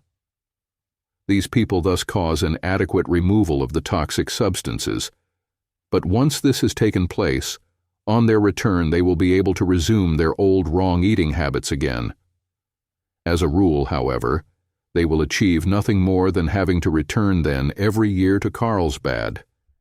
and if they are once prevented from doing so, they will immediately acquire diseases such as diabetes and the like. When, for example, one speaks in this way in society, saying of someone that he is going to Carlsbad, one does not get the impression that this is something negative. In reality, however, this means giving work to someone to put one's body in order again, cleaning it of impurities. Such is the action of the water drunk in Carlsbad and the effect of the baths. After that, one spends another period of time again following the old eating habits. You will understand that in this way, of course, you cannot promote public health. After all, it occurs that products are put on the market that are suitable for people who then also have the opportunity to go to Carlsbad or another spa resort. Those who do not have the luxury of spa treatments are still forced to eat those same products, and their bodies will not be cleansed if he does not have enough money to go to Carlsbad. On the other hand, he does not have the opportunity to eat differently. That is why social life should be properly directed, starting with medicine itself. Of course, one could speak at length more on such a subject. Should I have forgotten today to add to what I have outlined, I will still have the opportunity to do so in the future. I would just like to say something more concerning absinthe. It has an action quite similar to that produced by alcohol in wine, and the difference consists solely in the fact that with alcohol, yes, matter is destroyed, but sleep then restores a certain balance. With absinthe, on the other hand, sono is also ruined. After drinking it, man experiences the headache resulting from the hangover precisely during sleep and is therefore unable to sleep. When one drinks alcohol, one feels the absolute need to sleep. Habitually, in fact, and this is already evidenced by the expression itself, one must precisely sober up. Sleep exerts a positive influence on the consumption of alcohol because a balance is created. Absinthe, on the other hand, is more harmful than ordinary alcohol, precisely because this condition does not occur. Sleep is now also damaged. You should observe, for example, how during sleep our hair grows faster. Those who habitually shave know that if they have slept longer than usual one day, they will also have to shave more impatiently. Haven't you noticed this yet? I suppose I have. When soul activity is absent from the body, this happens very quickly. Sleep precisely performs the function of stimulating growth energies within the physical body. Absinthe, however, exerts its influence even in sleep, and those who drink it ensure that even during that period a certain balance cannot be restored, so that even at night, women who drink absinthe damage their blood, precisely their red blood cells, while men ruin their white blood cells. Now, however, there is still more to be added. Since wormwood exerts an influence even during sleep, drinking it greatly affects the woman's monthly menstrual cycle, irregularities then occurring at that level, and more so in the offspring. Secretion, which should occur regularly every 4 weeks, now occurs irregularly. The essential element to highlight in talking about absinthe is that it exerts an influence similar to that of the common alcohol found in wine, beer, or brandy, but in addition to that, it also impairs sleep. The Power of Nutrition: How Food Affects Consciousness by Rudolf Steiner was presented by Stargate Book. Sound recording copyright 2024 and produced by Stargate Book 2024. All rights are reserved.